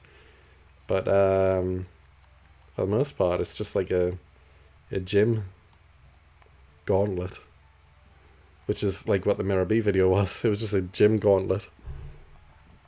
Because I purposely skipped the Team Aqua and Team Magma stuff with Mirror B, because why would Mirror B care about getting involved with all that stuff?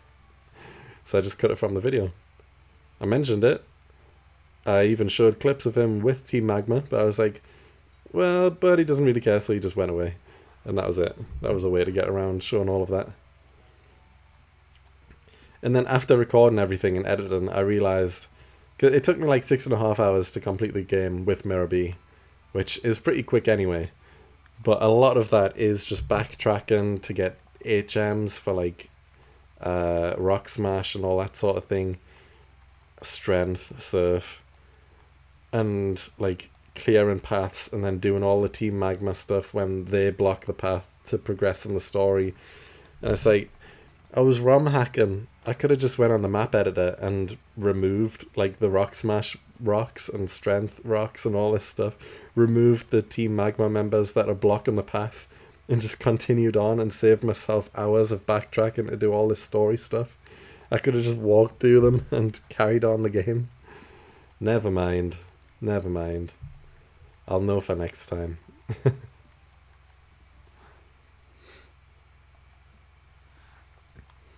But yeah, the 6.5 hours, even though that was quick to record the full run of the game, I could have probably done it in about 3 if I did that. Ah, well.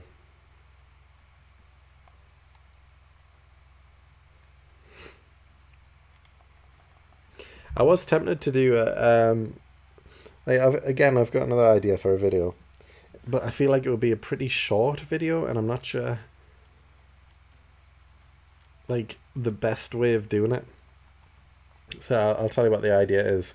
So basically, it's like a champions challenge. So what I would do is I would get because there's the Elite Four and the champion, I would take the Gen 1 to 4's Elite Four. Champions. So who is that? We've got like Steven, we've got Gary, I guess, from Gen 1. Is he the champion in Gen 1 actually? I guess he is, right? Your rival is the champion by the time you get there. And so on and so forth. Cynthia, blah blah blah blah blah blah. And then I'll make a ROM hack where all of the Elite Four members are just champions from different regions. And then I am playing as... I'm thinking red. Or I'm thinking Ash. And I make Ash's team from the anime.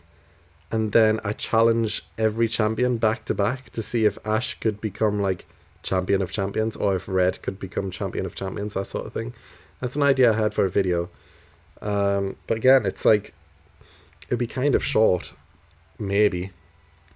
Like if I was red, for example, I would show catching the team members, but like the gym battles don't matter because I don't need to worry about the gym. The main focus is the Champion of Champions gauntlet. So the gym battles don't matter. Catching the team, I guess I would show that. I would show, I don't know what else really. It's just catching the team and then challenging the Champion of Champions and see how you do going back to back against the champions. But that's like a short video. Again, it could be like a 15-minute video. Probably even less. Just a nice, quick, little, easy video to do. So yeah, I don't know. That's an idea. It's something. Just to get another video out on the channel, it's something I could do. Because again, I could do that in like 2 days, you know? Just get well, I could just be red. Make red's team. And then challenge each champion back to back. And just see how it goes. I don't know. It's not the most unique idea in the world, but I don't know if anyone's done it or not. Probably not, I assume. Maybe. I don't know. But it's something a bit different. Mirabee's job is to aura farm with 5 Ludicolo's and a random Dragonite. He doesn't have time to be bothered by these clowns. Exactly. It's true.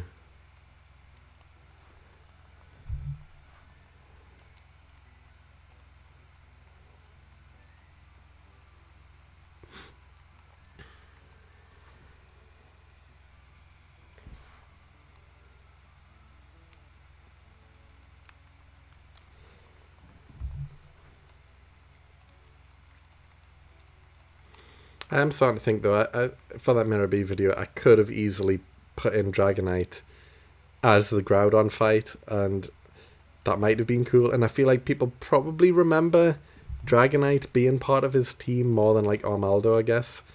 Because for one, Armaldo's just in XD in his team, which was a lesser played game.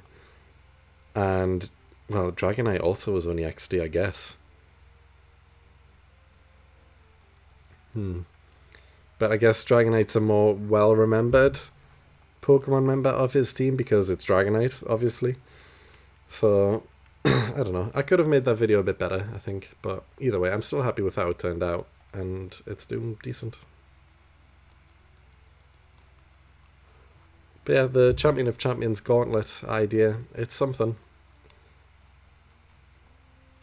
I mean, that's the full idea, I've told you. Like, I don't need to figure out anything else if I want to do it.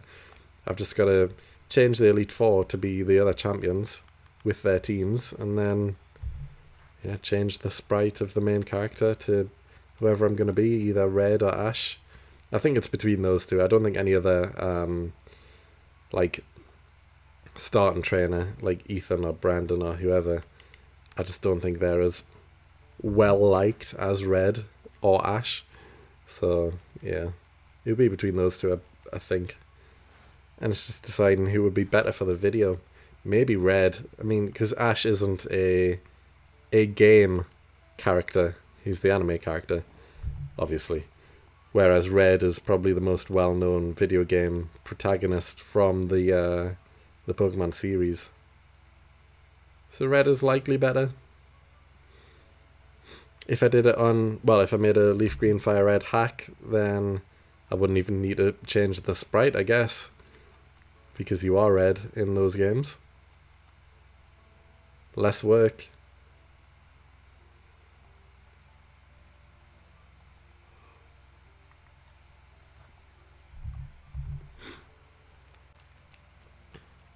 Again, though, I don't think it's the best idea in the world, but it's a nice little idea for an extra video on the channel.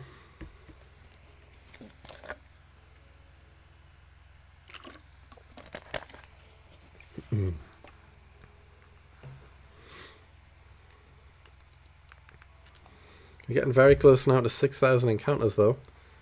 We are 60 away.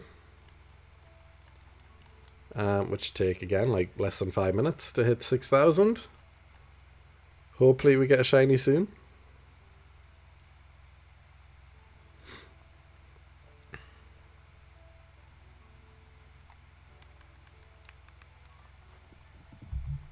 Maybe I should play through the Pokemon game Mirabee is in now that I have a Switch. Pokemon Colosseum is a great game, I played that so much as a kid growing up on GameCube.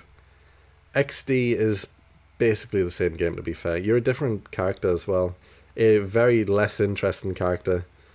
And the game, in my opinion, even though it is the sequel and kind of carries on the story after the end of Colosseum, I just don't think it's as good of a game. But yeah, Colosseum is definitely worth playing if you've never played it before. And you meet Mirror B like 10 minutes into the game. He's introduced very early. That's why he's so memorable, because he is introduced so early, and with that afro that he's got, he's just such a standout character. Like, everything about him. So yeah.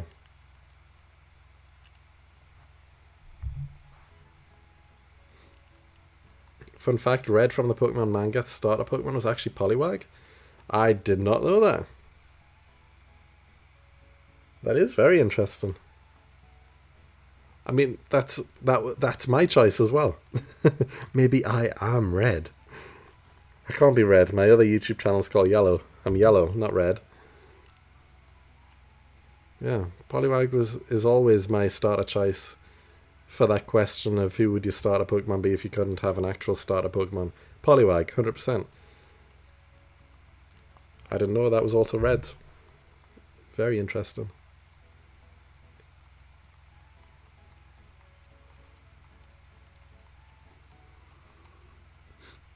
I'll admit, guys, I'm tired tonight. I will still keep going for another like 50 minutes, but my energy is drained after driving and everything from yesterday. That's why I'm realizing myself that I'm not speaking as much, or maybe I am and you're just not noticing. But I'm noticing myself when I catch myself not speaking for like 5 seconds or so. I'm just like, man, I'm tired today. But I want to find a shiny Pokemon. I want to find Lotad so we can get the first episode out of this Dream Team quest, just so I can see the response to it and see what people think, because I feel like this will be a quick series, you know? Like, I just need to find 6 Pokemon that I want. It's just 6. Easy. Compared to a Root Master. Easy. It's just the fact I'm only recording this once a week, so it feels like it's taken longer. But, yeah, I would love to get the first episode up and see reactions to it, see if people are interested and how well it does. Then we can continue.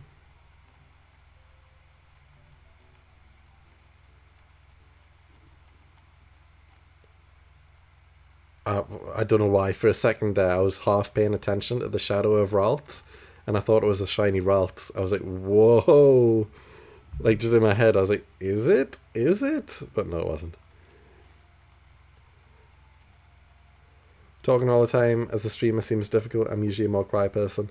I mean, it is very easy when you've got people in the chat actually speaking as well, because you can just bounce off what's being said and continue to talk, share stories and anything related, that sort of thing.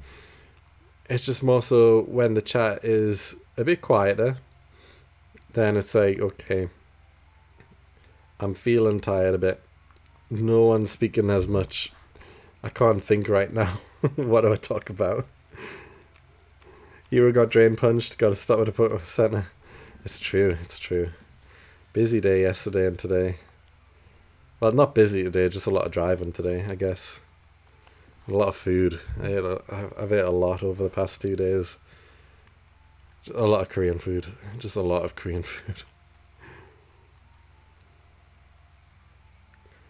Larvitar are big on, even though they are such a hustle to train due to them being in the slow XP group, they need the most XP to reach level ups.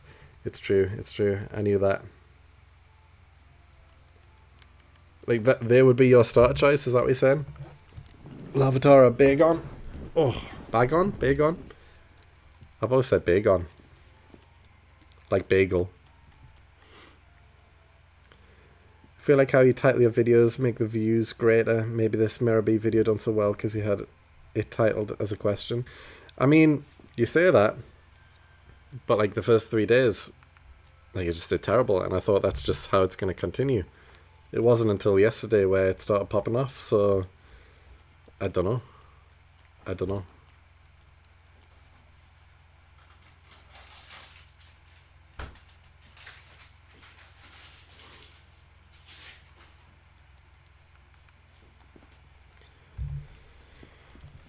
I mean, we always talk about this on every stream, but like again, going back to like video ideas, I was thinking of as well of like, I don't know, some sort of wheel spin to decide my next shiny hunt, that sort of thing.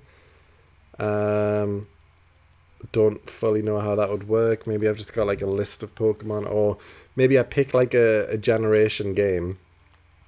So let's say I span the wheel, it landed Gen 6.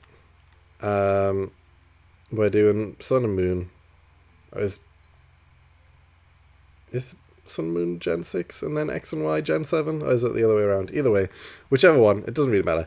But let's say we'll land on Sun and Moon, and then I've got a wheel with every Pokemon first evolution on the wheel that's available in the game. And then I spin the wheel, and whoever it lands on, I've got to go hunt that Pokemon. And I do this 6 times to figure out my full team. It could be the worst 6 Pokemon on the game. It could be the 6 most strongest Pokemon in the game. And then I've just got to shiny hunt these 6 Pokemon and beat the game. It's kind of similar to a Dream Team quest, but not really. And it's not just like find a Pokemon before each badge shiny either. It's a random wheel decides my team shiny.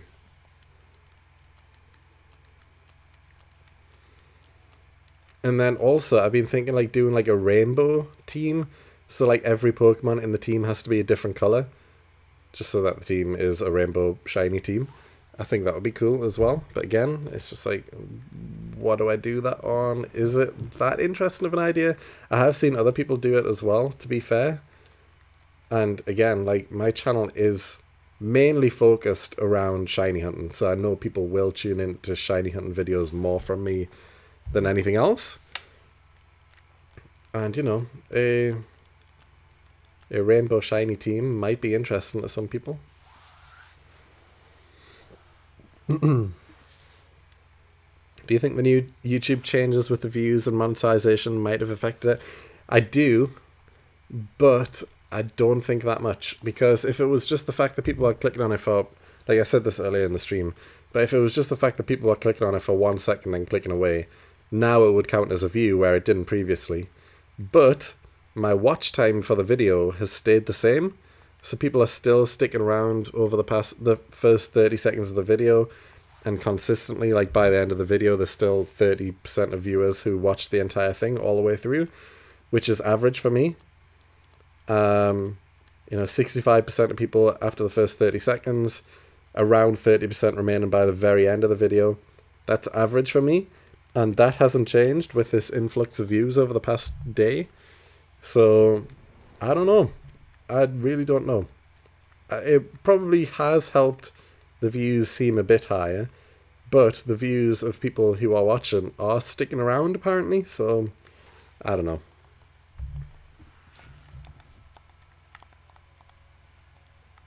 Maybe. That's why I'm so curious to get another Route Master video out, because I'm used to getting around maybe 4,000 to 5,000 views per video on a Route Master video. And with these new changes, I just want to see, is that going to be a lot higher all of a sudden? With these new YouTube changes, I would expect so, but just how different is it going to be? I'm not sure.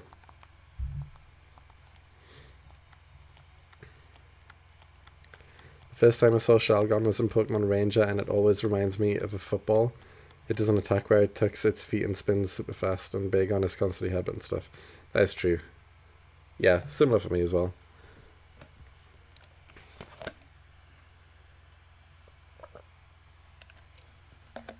Although I'll admit, never really was a big fan of Shelgon. I mean, it's fine, I guess. But, yeah. I was never a big fan of Shelgon.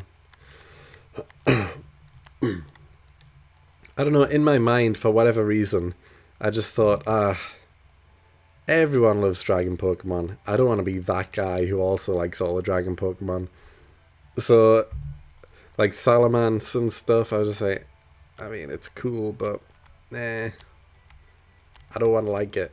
I don't like it that much. He's okay, I guess. And that's been my thought process for like since I was a kid, pretty much. Even the legendaries, for the most part, I was like, everyone uses the legendaries. They're too overused. Even as a kid, even though I didn't know this for sure, this is mainly just from talking to friends who also played Pokemon. Everyone always had legendaries in the team and stuff. And I was like, everyone uses legendaries without even knowing this for sure, even though I'm pretty sure I am right in this. Most people do use legendaries in the team. I was like, I don't really care about legendaries that much. Like, yeah, they're cool and I'll catch them, but I don't really want to use them that much. Not the hipster kid. Unfortunately, I was. I was the hipster kid. Before I even realized what I was doing, I was like, ugh. I wasn't saying I'm too cool for having legendaries, but I was like, everyone uses legendaries. I just want something different.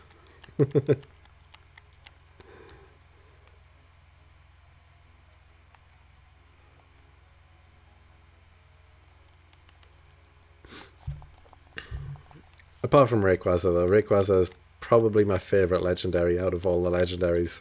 I really like Rayquaza a lot. And he also has probably the best shiny sprite out of the legendaries as well.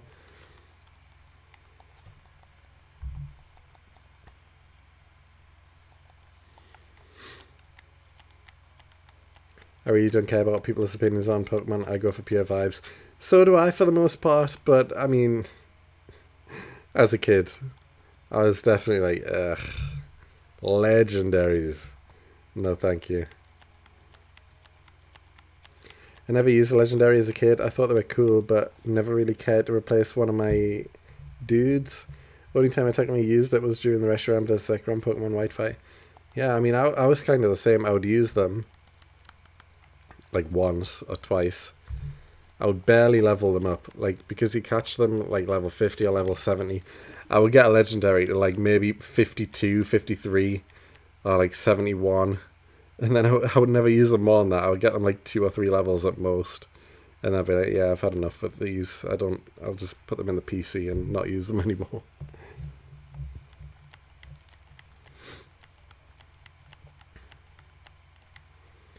But yeah, Rayquaza has always been my favourite legendary. I do like the legendary dogs as well, all 3 of them. Not a fan of the bird trio, to be honest. I don't like the bird trio that much. Mewtwo's cool. Mew's okay. Groudon's the boy, but again, don't really care that much. But he is the boy, he definitely is. Kyogre, pretty bad. I'm not a fan of Kyogre that much. I just don't like the design of it. And then who else we got? We've got like the Giratina is okay. Darkrai, again, is okay. Deoxys is cool. Deoxys is a cool one, but again, as a kid, it was like the only way I could get him is by getting like a hack.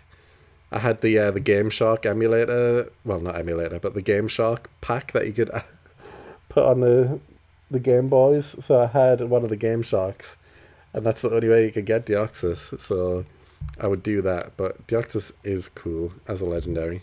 Not my favourite though. Jirachi is cool, Celebi's pretty cool, Shaman, And then who am I missing? I don't know, just the later generation ones, which again I just don't really care as much about.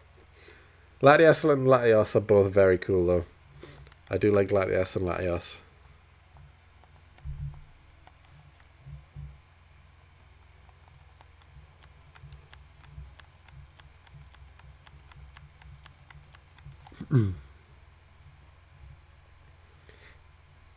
I always liked Heatran. I don't even know why. I just thought he was cool as a kid. Darkrai was always cool, but overrated. Heatran. Interesting. Again, he's kind of in the Kyogre tier for me, where I just don't really like the design of Heatran that much. So yeah, I don't even really... Like, he's a weird one, isn't he? He just sits on top of a mountain. Like a volcano, I guess. Doesn't really do much. And then that's it. Lugia was my favourite Pokemon thanks to the Pokemon 2000 movie. Oh, Lugia and Ho as well. I do like both of those. Both of them are very cool. I like... Who do I like more? Probably Lugia. Probably Lugia. I think. I don't know. It's close.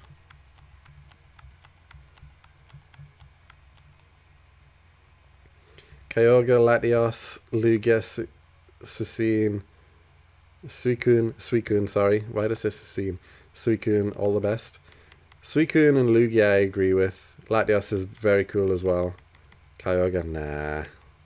Not a fan of Kyogre. Heatran reminds me of a blind pug I knew as a kid. Just this weird puggish look. It's true, it's true. I just don't like the design of Heatran that much. He's a strange one. Like, he's not really involved in anything. He's just there. You just find him on a volcano in the post-game. There's no story around it or anything. Actually, I feel like the story of Heatran is you find some guy at the bottom of the volcano who says, oh, there's a legendary ahead. And that's pretty much it, as far as lore goes. There's not really much to Heatran in the games, at least.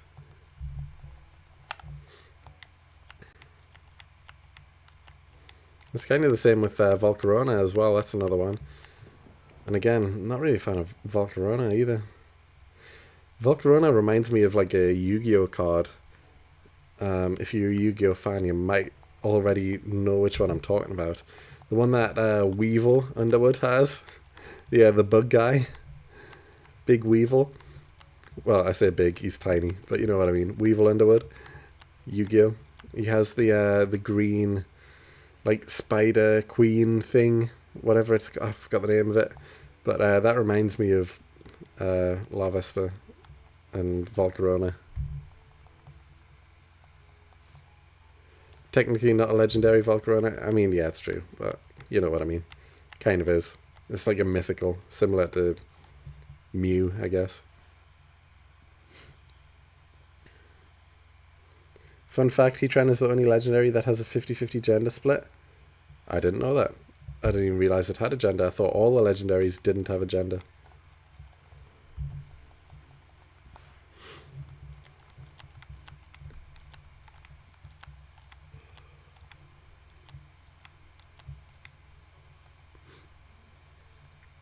Volcarona is in that weird situation with Rotom. Ah, yeah.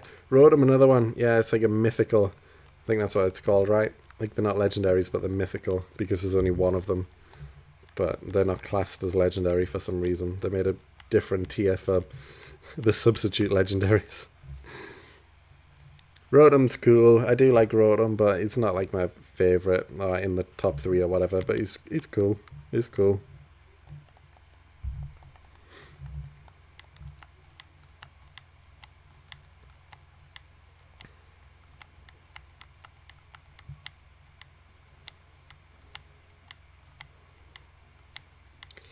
Zoroark too. Oh yeah, Zoroark, of course. Oh, we've got Dialga and Palkia, of course. How can I forget those?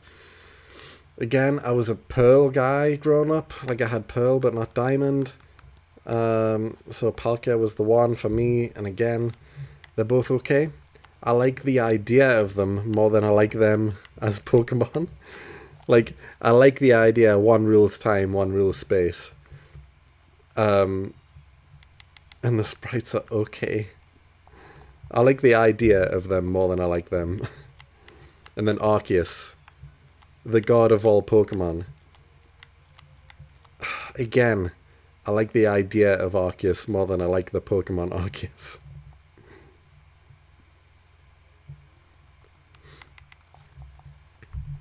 Zoroark too. Oh, that's true. But Zoroark's not a legendary though, right? Zoroark's just a normal Pokemon that you do... What is it? Is it even on the tier of, like, is it even a substitute legendary? It's not though, right? Like, you can just catch Zoroark in different places, or Zora. He's not a legendary or even a mythical, is he? Or is he? I don't know. I'm not sure. I wouldn't have classed him as one. He's like on that tier with Ludicolo though, right? Like, Ludicolo isn't a legendary at all, but everyone loves Ludicolo. Zoroark's kind of like... they made Zoroark after seeing how cool Ludicolo was and how much people liked him. And they're like, oh, we need to do that again. Let's make another Pokemon that's similar.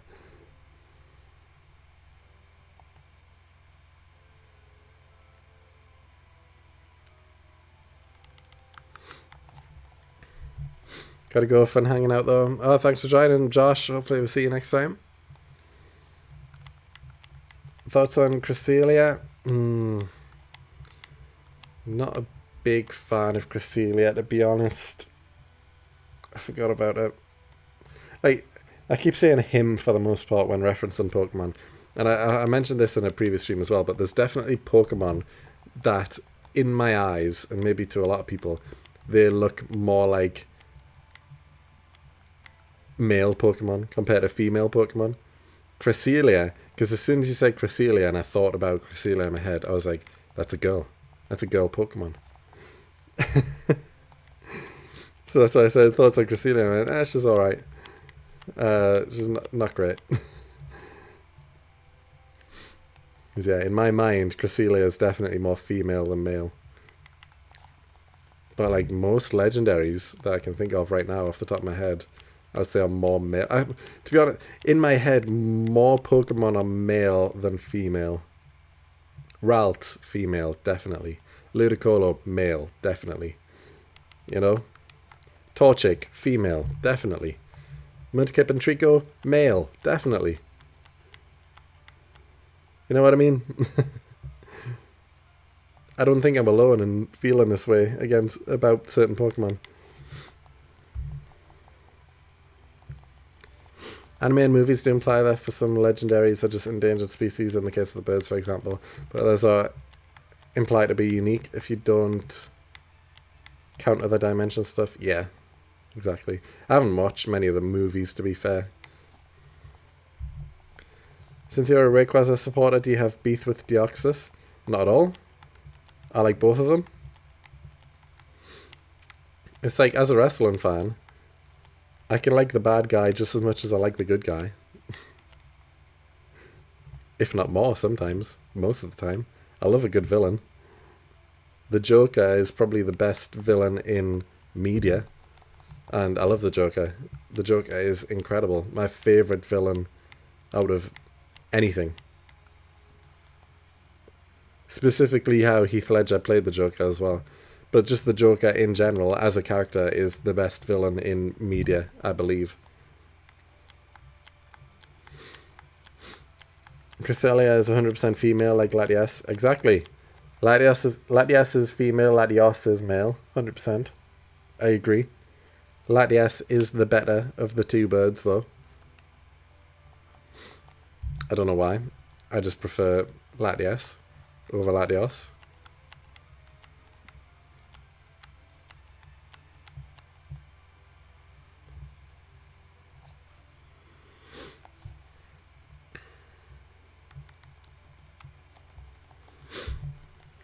We've got about half an hour left, guys, and the shiny is still not here. Where will we get to in half an hour? Probably like 6,700-ish. We're doing about... Actually, no, maybe a bit higher.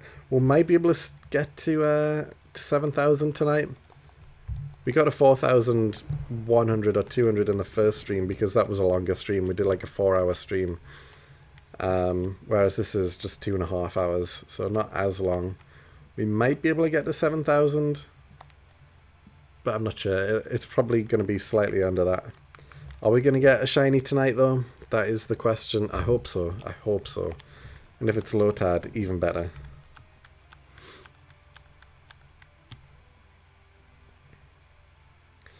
True, the Joker is great. Honestly, the only superhero villain I actually think is cool. Most villains have like a cool moment and then get destroyed. It's true.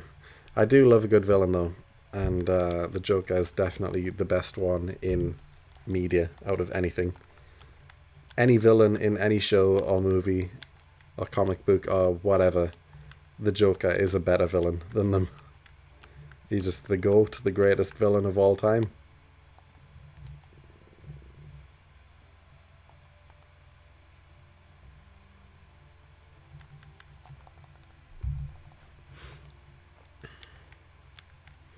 I used to think Thanos was cool, but then I realised snapping away half of everyone only delays the problem instead of fixing it.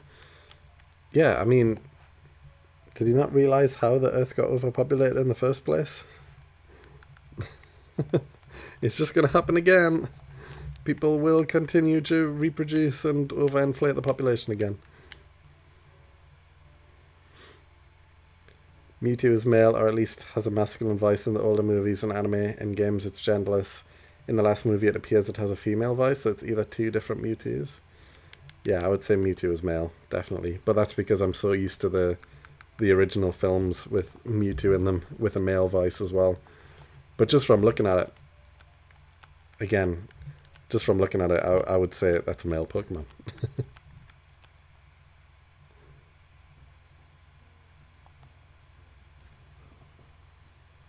But then, like, Mew, I would say female, probably. Probably. Actually, I'm not fully sold on that one. I could probably go either way on Mew. Probably leaning towards female more, but I could be swayed either way on Mew. That'd be crazy if Team Rocket went, let's make a second Mewtwo. Imagine. Oh, now there's an idea for a video.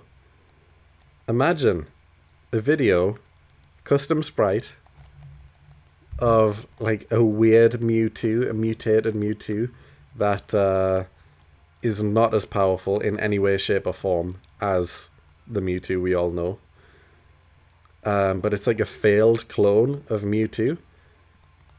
And then, I don't know, you play Gen 1 as Team Rocket. Maybe Giovanni, since he is the boss, he is likely the one who made the order to create another Mewtwo. So you run around as Giovanni with this failed clone of Mewtwo. Maybe it's got like a very overpowered move that does massive damage when it hits, but most of the time it's just a bit derpy and a bit rubbish. And yeah, you just run around as Giovanni with this failed clone of Mewtwo. Because if I wanted to, I can make a ROM hack where like I can just change the sprite of any Pokemon that I wanted to. So I could change like this Zigzagoon to be a completely custom sprite of whoever I wanted to, for example. So I could do that easy enough and just make a sprite of a failed Mewtwo. Make that be a starter Pokemon. And then give it a custom moveset. And then just play the game as Giovanni or maybe a different Team Rocket member. Maybe play as Jesse and James, whoever. I don't know.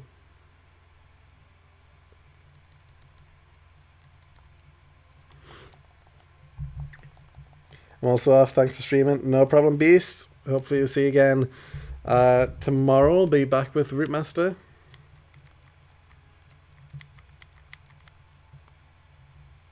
That'd be a cool video. No idea how you do it. Yeah, I mean, I think it would be pretty easy, to be honest. I think that's a very easy idea.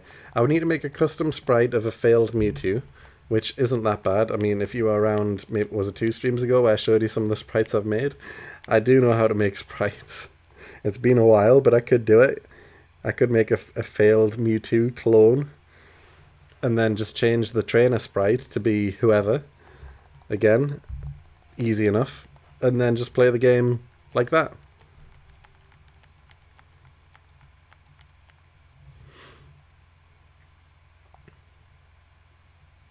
I think I've got to agree with Ace Dog though, saying for me I'd say it's just childish vibes rather than a true gender. I kind of agree, because when I said male or female, I was thinking more like a kid, like a baby almost. Like it could go either way. Male baby, female baby, doesn't really matter. Probably sway. Well, actually, I don't know. I really don't know.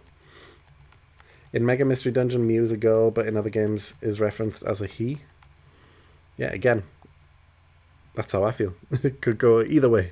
I don't know. Honestly, a failed clone gives Jesse and James antics. It does. It's just story-wise.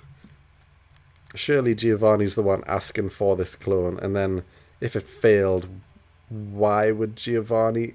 Actually, yes, that would make sense, because in Gen 1 games, obviously Giovanni is the 8th gym leader. So if Giovanni sees this failed clone and decides, well, what is this? This is rubbish. We can't use this. Throws it away. Jesse and James find it in the trash or whatever and think, oh, we're going to keep this. And then when you get to the 8th gym, I can change the text that Giovanni says to you to be like, why are you here? Why have you still got that clone of Mewtwo? And then he finds out, oh, because obviously the story with Giovanni as you go anyway, so I could change all the text to be like just something Jesse and James related. Like, I would skip the battles against Giovanni, so it seems like they're almost having like a team meeting when Jesse and James find him again, and they're just talking about stuff and blah blah blah. And then at the end, we get to the 8th gym, find Giovanni, and it's like, what are you guys doing here? Why are you challenging for a badge? Why the hell have you got that failed clone of Mewtwo? I could just change the text. That would be pretty easy enough to do. I'm liking this idea, you know. I actually do like this idea now. It's definitely something I could do. I'm trying to think of like a title for the video. Like, what would it be? Like, can Team Rocket? Like, I don't know. What's the end goal here? I feel like the end goal kind of has to be something Giovanni related though, right? If you play as Jesse and James, rather than them becoming Pokemon champion. Because I get it. Like, they're trying to prove that they can become the best with this failed clone. Okay, fine. But at the end of the day, it's like the story is kind of based, well, in this version that I've just made up in my head, of Giovanni throwing away this trash version of Mewtwo, this failed clone, and then Jesse and James finally come back and be like, you are wrong, we can beat you with it, it's so good.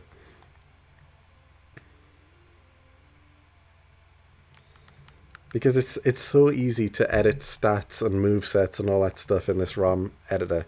So I could just make this Mewtwo clone have really terrible stats apart from like special attack or something. Like, have its special attack stat be huge, like ridiculously big, like this, basically just what Mewtwo has, and then the rest of its stats just be rubbish. So it always dies easy. It's got terrible attack, terrible defense, terrible speed, all that stuff, and you only learn one special attack move, which is incredible, but it's only got like 5 PP, and maybe it's a charge move. I'm not sure which one would be best. Maybe Hyper Beam or something like that. I'm just trying to think of actual moves that are in the game. Hyper Beam might be a good one. So then again, it's got a charge first, so it's like a 2-turn move. But when it hits, you are dead, no matter what you are. Whether it's effective or not, you will die if it hits this move. But otherwise, it's just got to use the rest of its moveset, which is like average at best. I'm liking this idea, you know. I'm liking it. I think it could work as a video. I'm just trying to think like what the video title would be. Like, what is the goal here? Can Team Rocket become champion with a Mewtwo failed clone? Or something along those lines? I don't know. I don't know.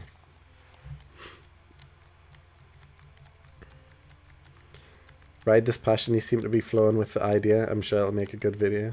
Well, thanks, Ace Dog. I mean, yeah, I really like this idea. I'm just trying to flesh it out now. Like, in real time, you're hearing my ideas live as I'm thinking of them for this video idea. Like, I like the idea. I really do, actually. I think it could work as a video. I'm just trying to, like, what's the end goal of the video here? Because in the Pokemon games, obviously, the end goal is becoming champion, and I feel like it would likely have to be that. Because I could just do, like, the 8 gym badges or whatever, just so that Giovanni is the end. Or I could change it again. So Giovanni, you get the 8th badge from him, and then I could just make the ROM hack so that Giovanni is also the champion. And then just change the text at the end. So it's like, after you beat me for the 8th badge, I couldn't believe it. I've got to make sure that you idiots can't become the Pokemon champion with that mutated mess of a Pokemon. Challenge me one more time. And then, yeah, if you beat him again, then you become champion. And that could be how the story ends. So, like, because like I said, I would skip the mid battles with Giovanni where you find him in Team Rocket's hideout and all that sort of thing because you are Team Rocket. It wouldn't make sense to battle him here. It would make sense to battle him as the 8th gym leader and then just also have him as a fight as the champion. But he's got a stronger team. That could work. That could be the idea.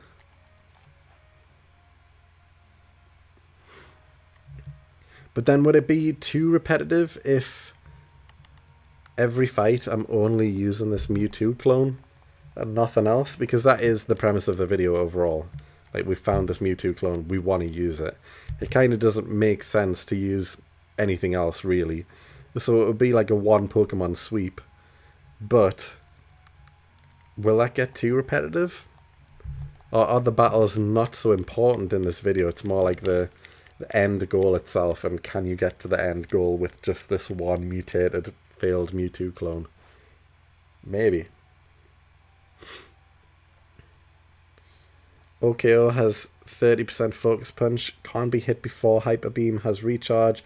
Zap Cannon has 50% accuracy with move mechanics. I'm thinking Hyper Beam is the move, you know. It just makes sense. I think it's probably the best choice. Yeah, keep the special attack stat massive. It can only learn Hyper Beam as its only special attack and move.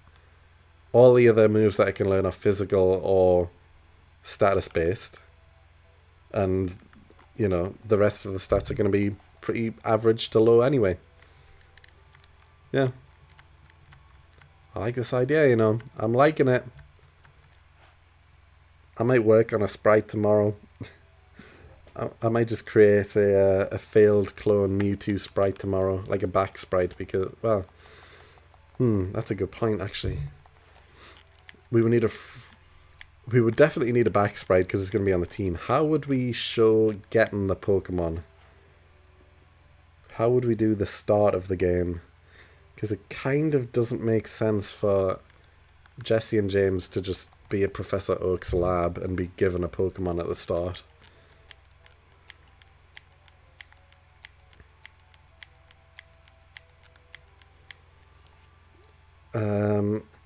I'm not fully versed in how to change locations. So, like, it's easy enough to change the text.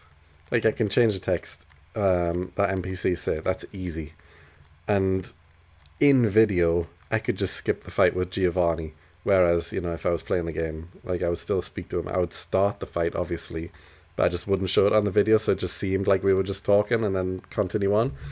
But for the start, to actually get the Mewtwo clone, I have no experience in changing a location or having another NPC do something that they shouldn't do. So, like, if I was to change Professor Oak, like, I could change Professor Oak's sprite, yes.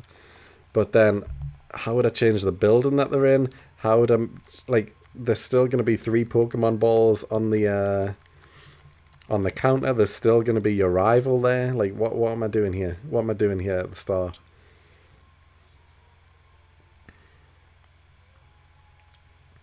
Story is good. If you need more variety, you could always find other Pokemon that were affected by this clone. Like, if the clone didn't just come out unfinished, but it was like a bad reaction. That spread from Rocket Hideout. I don't know. The clone washes up on the shore of Pallet Town. Ooh, interesting. Interesting. Because that's something I can do as well. So I can add NPCs to wherever I want them on the map. We could start at Pallet Town next to the water and just have Giovanni there at the water. And you just have a conversation and he just gives you a Pokeball with the Mewtwo in. That's how the story could start instead.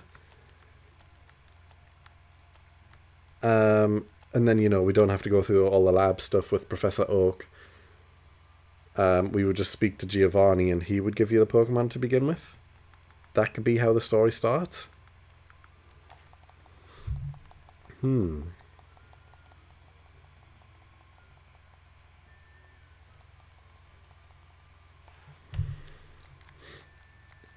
I definitely know ROM hack that has the Kanto starter clones from the movie. You could use that. Kanto starter clones?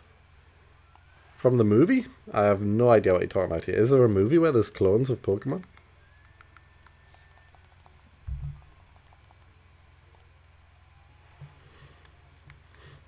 I just had an idea though when I read up A-Stog, what you were saying about other clones. I was thinking we could have like a side story here. Maybe Giovanni pops up like quite frequently throughout the game. Like I just add him as an NPC in loads of different areas. And throughout the game, he's like constantly trying to make Mewtwo clones. So maybe like at the end of every gym or every other gym, you just run into Giovanni again, and he's saying like, "Oh, we tried again. This is useless. It's still not working. Here, take this." And we get another Mewtwo clone, and maybe like every Mewtwo clone is like a certain type. So instead of them all being psychic type, maybe the first clone is like a fire type that just failed. And then he gifts you like a water type later on, or a grass type. And none of these clones are working properly. And they've all got slightly different movesets. And again, they're all just not very powerful. Maybe we do that route instead. So then there's a variety. I would have to make a lot more sprites, I guess, doing it that way. But then, you know, there's a bit of variety in the battles and stuff because we've got different type Mewtwo clones.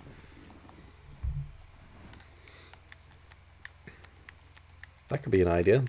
Or we just stick with the one, like originally. And go through and then beat Giovanni. The first movie, there's a Bulbasaur, Charmander, and Squirtle clone that died during the creation of Mewtwo. He then recreates them as their final evolutions.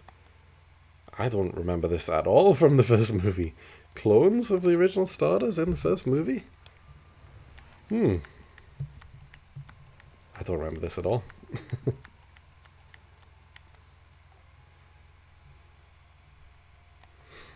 This is what I like to do though, guys. Like when I've got an idea for a video, I like to talk it all out. Think of the different scenarios, what we can do, how we can make things better. And then also, since I'm doing this on stream now and talking through some of the ideas I've got, it helps to hear your ideas as well, because it helps me like finalize an idea. If I'm stuck thinking, oh, like what should we do here? Or how can I make this slightly better? I can take like one of your guys' ideas and incorporate it if I think it works well. But yeah, I do like this Mewtwo idea a lot though. I think this could be a really good one-off video. It'll push my ROM hacking skills further than the Mirror B one did, because all I had to do for that was create some new sprites and basically just play through the game.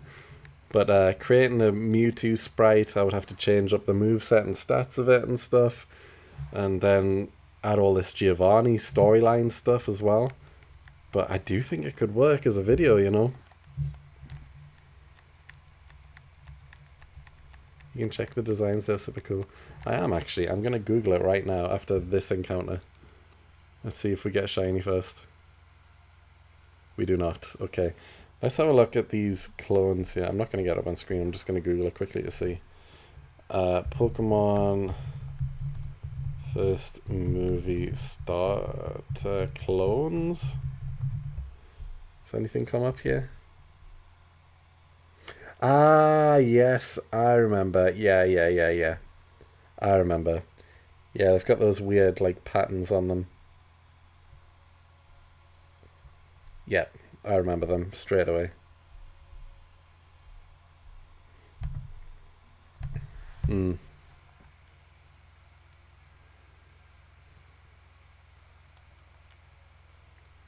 Hey, well, Jack, how's it going? You've joined right near the end, to be honest. We've only got like 10 minutes left before I'll be wrapping up.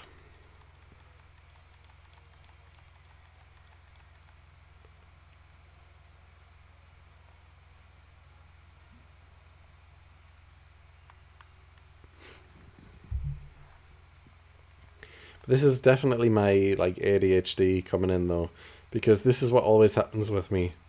I get something sparks in my head. I get an idea. Something smaller first. I've got to flesh it out as quickly as possible. And then I'm like, right, all eggs go into this basket now. I need to work on this right now. I need to do it. I need to make sure it works. I need to fully focus on it and do nothing else. And then it distracts me from doing anything else. So I already know for a fact tomorrow with this Mewtwo idea. Like, I already, in my head right now, I'm thinking, yeah, we're going to do this. We're going to do this. We're definitely going to make this video. We're definitely doing it. So I already know tomorrow I'm probably going to look into like creating sprites of this failed Mewtwo clone and just see what I can come up with. And then, yeah, go from there, I guess. Look into ROM hacking a bit more after I've got the sprites, because I think the sprites is the most important bit. If I can't figure out how to get a good like Mewtwo clone sprite, or it just doesn't work out well or whatever, then I'll probably give up on the idea, because that's got to be the main thing though, right? Like the clone sprite has to be good. Like if it's rubbish, then it's not going to work.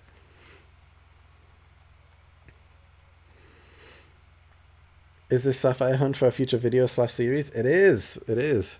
We're doing a Dream Team quest on Pokemon Sapphire, which if you've never seen a Dream Team quest video before, firstly, why not?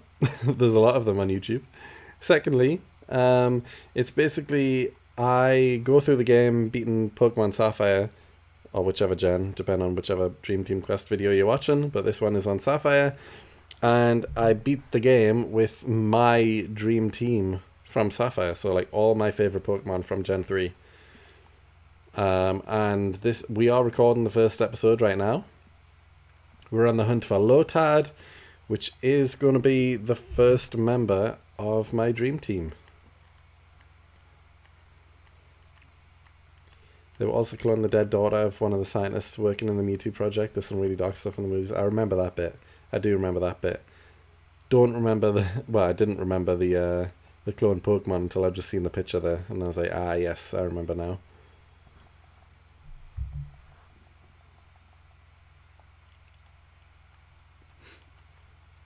I got my shiny Torchic on Sapphire today, actually, so I'm high on the game.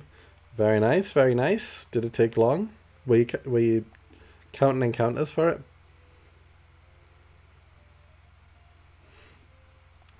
The first difference between my Dream Team quest and pretty much everyone else's is that I don't have a shiny starter Pokemon.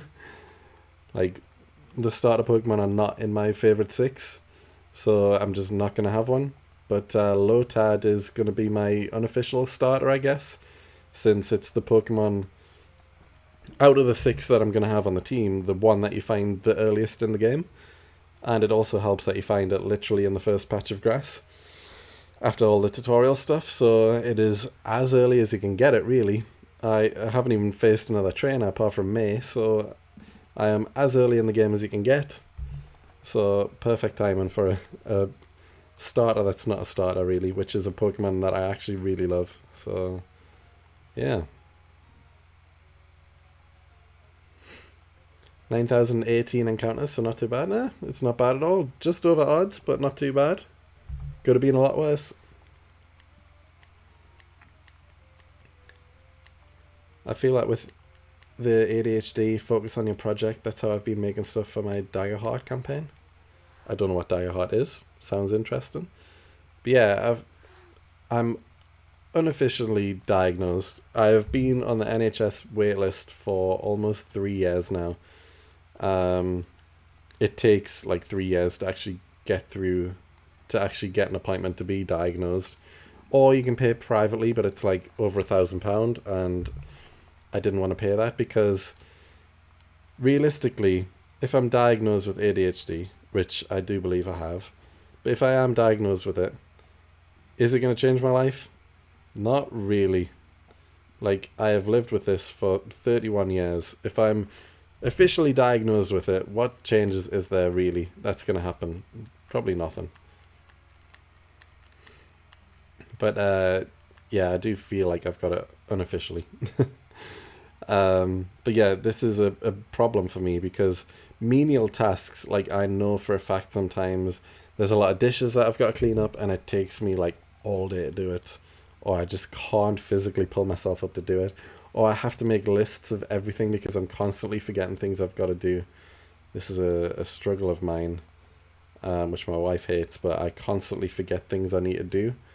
And it's not because I don't want to do them, it's because my mind just can't prioritize that many tasks all at once. I've got to do one thing at a time. It's got to be right, and I get easily distracted and move on to something else and then forget the original thing and then carry on moving and then forgetting things, and it's just a pain. But on the opposite end of the stick, when I am focused on something, I am fully all in on it. But then I'm very easy to just give up halfway through or stop or whatever and focus on something else, which is why I'm extremely, extremely surprised I've lasted on Route Master as long as I have, because quite honestly, I've never stuck with something this long before on YouTube. Like, I have my other YouTube account with over 1,000 videos and stuff. I've never stuck on a single project for, well, almost 8 months now. Never happened before. At most, it's like a month, 2 months, and then I'm like, right, well, let's try something else now. But I am so invested in Route Master, and I still am. I'm just surprised I haven't. But that it's kind of the beauty as well, where I am also incorporating a few other video ideas here and there. So I do stop for like a week at a time, very occasionally, and do a different video, so I can get that ADHD-ness out, where like I change focus, I look at something else, I fully invest in another idea, and then I just go back to Route Master again, and it's all chill. But yeah. I feel like I have good chance with ADHD, but I've seen how my friends are on the drugs they give, and it just sucks the life out of them. Yeah, that's something I'm really like, if I'm offered like whatever medication it is that you get for ADHD, I'm just interested if it will turn the voices off, to be honest. I get it. It sucks the life out of people, or it makes people feel a lot duller or whatever. But sometimes these voices are overwhelming. Your brain just doesn't switch off. You're constantly just going. There's no end. It's like there's 5 different voices telling you different things in your head all at once, and you've got to struggle to focus and just concentrate on one at a time, and it's just hard. And that happens a lot. There's most of the time in my head where like I've got basically like 3 conversations going on at once, and I've got to kind of decipher which one takes priority. Like, I know people have like a voice head.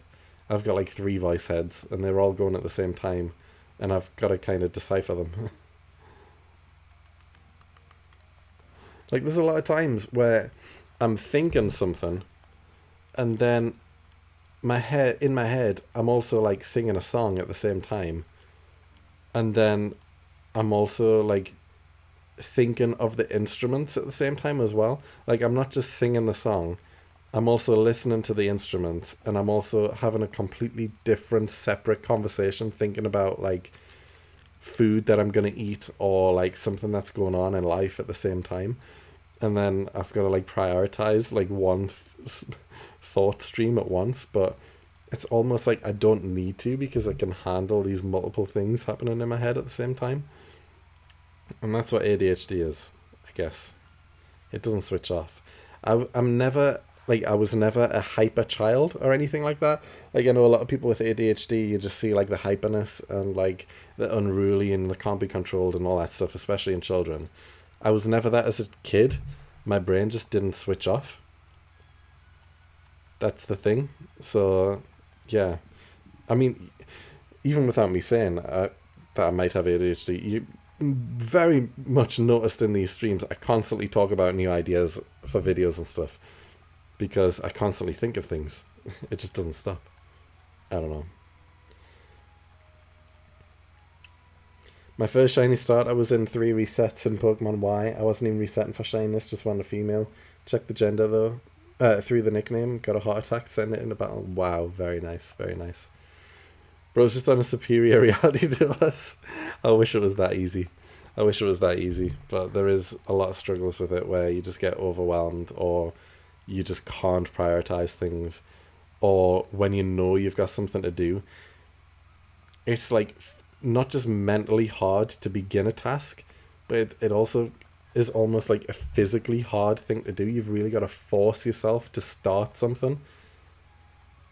That's the issue with ADHD, where it's like you have these ideas, or you have things you know you need to do, and if it's not something that you're interested in doing, especially like with me, if I find an idea and it's something I want to do, I'm like, right, let's do it. I've got to do it right now.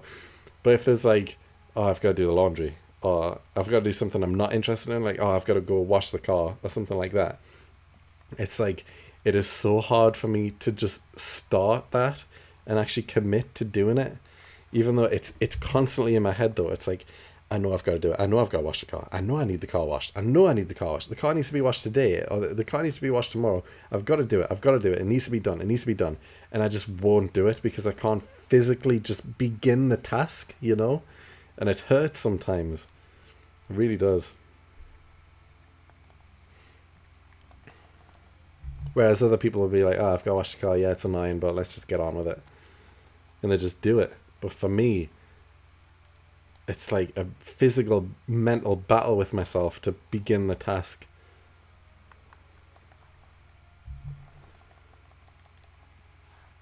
I also suspected of ADHD, and my attention span is either radio static or hyperfocus, nothing in between.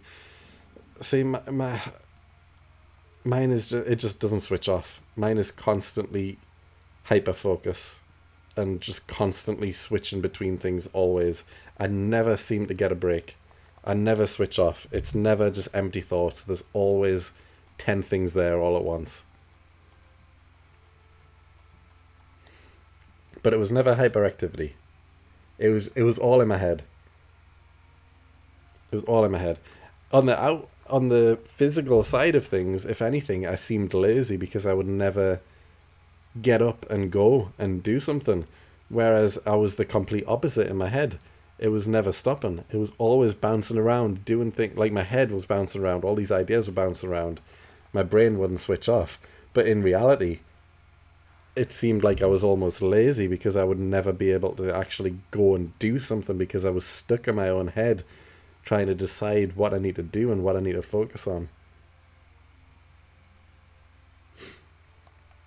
I grew out of my hyperactivity, but I still struggle with the attention. I start a new code project every second week and never finish anything. Yeah. That's kind of similar to me as well. I mean, not code related, but with work in general. Like, I was a QA. I used to be a QA for like 8 years.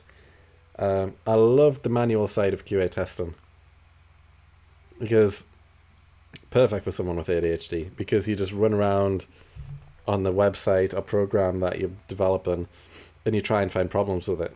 You kind of do whatever you want. You try and break things. You're like, oh, what if I try this? Oh, what if I do this? Oh, what if I do this? Oh, what if I do this? Perfect for someone with ADHD. And then it was like, oh, we want more automated testing. You need to learn how to code. You need to write test scripts that test the product for you. And then I started learning it, and I was just like, this is horrible.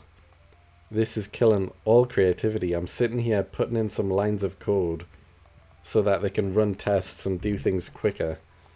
But the whole fun I had was me going in and figuring it all out and doing it. I don't want to sit just behind a keyboard and type a few lines of code and then see what happens. I want to be the one to go and break things. So yeah, I never learned to become an automated tester. And then I moved into product management instead. But yeah, being a manual QA with ADHD, I feel like that's one of the perfect jobs. I was a great manual tester. I was team leader and everything. Great manual tester. Terrible automation tester though, because I didn't want to learn it.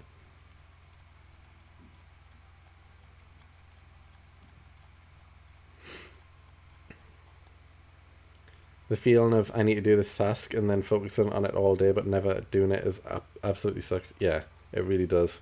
And that's like a daily occurrence for me. I've always got something I need to do, and it's just a mental battle with myself to actually begin it. But having a daughter, I do force myself even more because I'm doing it for her. I guess a lot of these things I'm doing for her, or it's to make the house cleaner or tidier or whatever. There's things I need to do around the house because she's here. And it's like, if I was here on my own, I wouldn't care. I would do it sometime later. But because she's here and things need to be a certain way, I force myself, and sometimes it is really hard, but I do it because I have to.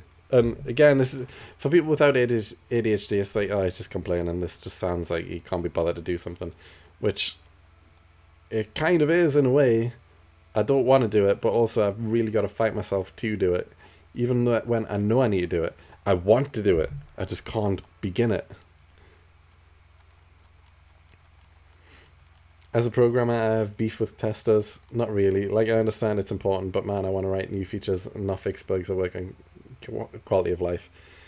Yeah, I get it. There was always a battle between QA and developers. But I was, like, all my best friends are developers. Like, all of my friend group that I have now are developers or designers because that's who I worked with. QA, design, developers, that was the main three. So all my friend group are that. And yeah, all my best friends are developers, to be honest. We work well together in my first job. 7,000 encounters. Hey, oh, I've just realised the time as well. We're way past. It's like 10 past 12 now. But yeah, we have went over 7,000. I really do need to switch off now, though. We're over time. And I do have work in the morning as well, so I've got to be up in like 7 hours. So, yeah, we'll wrap it up. Actually, what are we on? We're on... How many encounters are we on right now? 7,032. If we do 3 more encounters, so like 3 lots of 6, we're on 7,050. That feels like a good point to wrap up. Let's do 3 more then.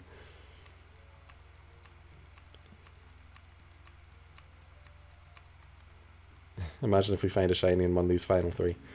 In school, I was a nightmare for some teachers. They would give me homework. I'll finish it in minutes and then draw on my textbooks because I was hyped. They give me more work to stop it, rinse and repeat. I was kind of the same. With homework in school, I was either the kid who did it instantly, like as soon as I got home, the day I got it, or I would literally do it in school minutes before the class is due to start. That happened a few times. Actually, that probably happened more than me doing it at home, to be honest. I would leave it extremely last minute because I didn't want to do it. It's weird. Pressure on someone with ADHD, with time management. Like, when you know something has a deadline and something has to be done by a certain time, it's like you get to a point where you know, if I don't do this right now, it's not going to be done on time. And that's like an ADHD person's dream time. It's like that. This is the moment. Everything relies on this. We are in the zone. We are doing this right now. It's like a lock-on moment. It's perfect. But yeah. Anyway, I think this is... I wasn't paying attention to how many encounters we did there. I think we've done more than 3 now. But we're over. We are definitely over. 7,062. We did an extra 2. I don't like that. It's got to end on a 0. We're doing another 3. We're doing another 3 encounters. I don't care. We're end on a 0. Let's do another 3. We're never going to stop. We're doing 3 more. We're getting to 7,080 now. And then we'll wrap up. But yeah, it's been a good stream. It's been a slightly longer stream by an extra 10 minutes. See, this is ADHD. See, I'm proving my point here. When I'm locked in on something, I can't stop. I've got to do it. The ADHD exploit. It's true. It's true. It's true. It's worked. Alright, well, we have 1 final encounter because there's nothing here. Are we going to get it at 7,080? Is it going to happen? I mean, if it does, we're going to stay on for like another 10 minutes while I catch it and stuff. If not, we're wrapping up there. Let's find out. Moment of truth. The final encounter of the stream. And no, we're not getting anything tonight. So, that's it. We've done 2 streams now with a shiny Dream Team quest and not found a shiny yet. Not ideal. But we are very close to odds, which means... I mean, we're only doing this Dream Team quest once a week, so next week we'll go back to Wednesday again. Next Wednesday we'll do another Dream Team quest stream. And it's likely that we'll get a shiny in there because we'll be able to do like another 3,000 encounters. So yeah, hopefully, fingers crossed, we get our first shiny next week. But yeah, tomorrow we'll be back with another stream and we'll be back with the Route Master. And hopefully, again, hopefully, we can we can get the Pachirisu and finally move on with life. But yeah, thanks everyone for tuning in. Sorry for the rant in some parts. But yeah, we'll be back tomorrow, same time again, 9:30ish. And we'll be continuing on with the Route Master. So hopefully I can see you then. And yeah, thanks everyone.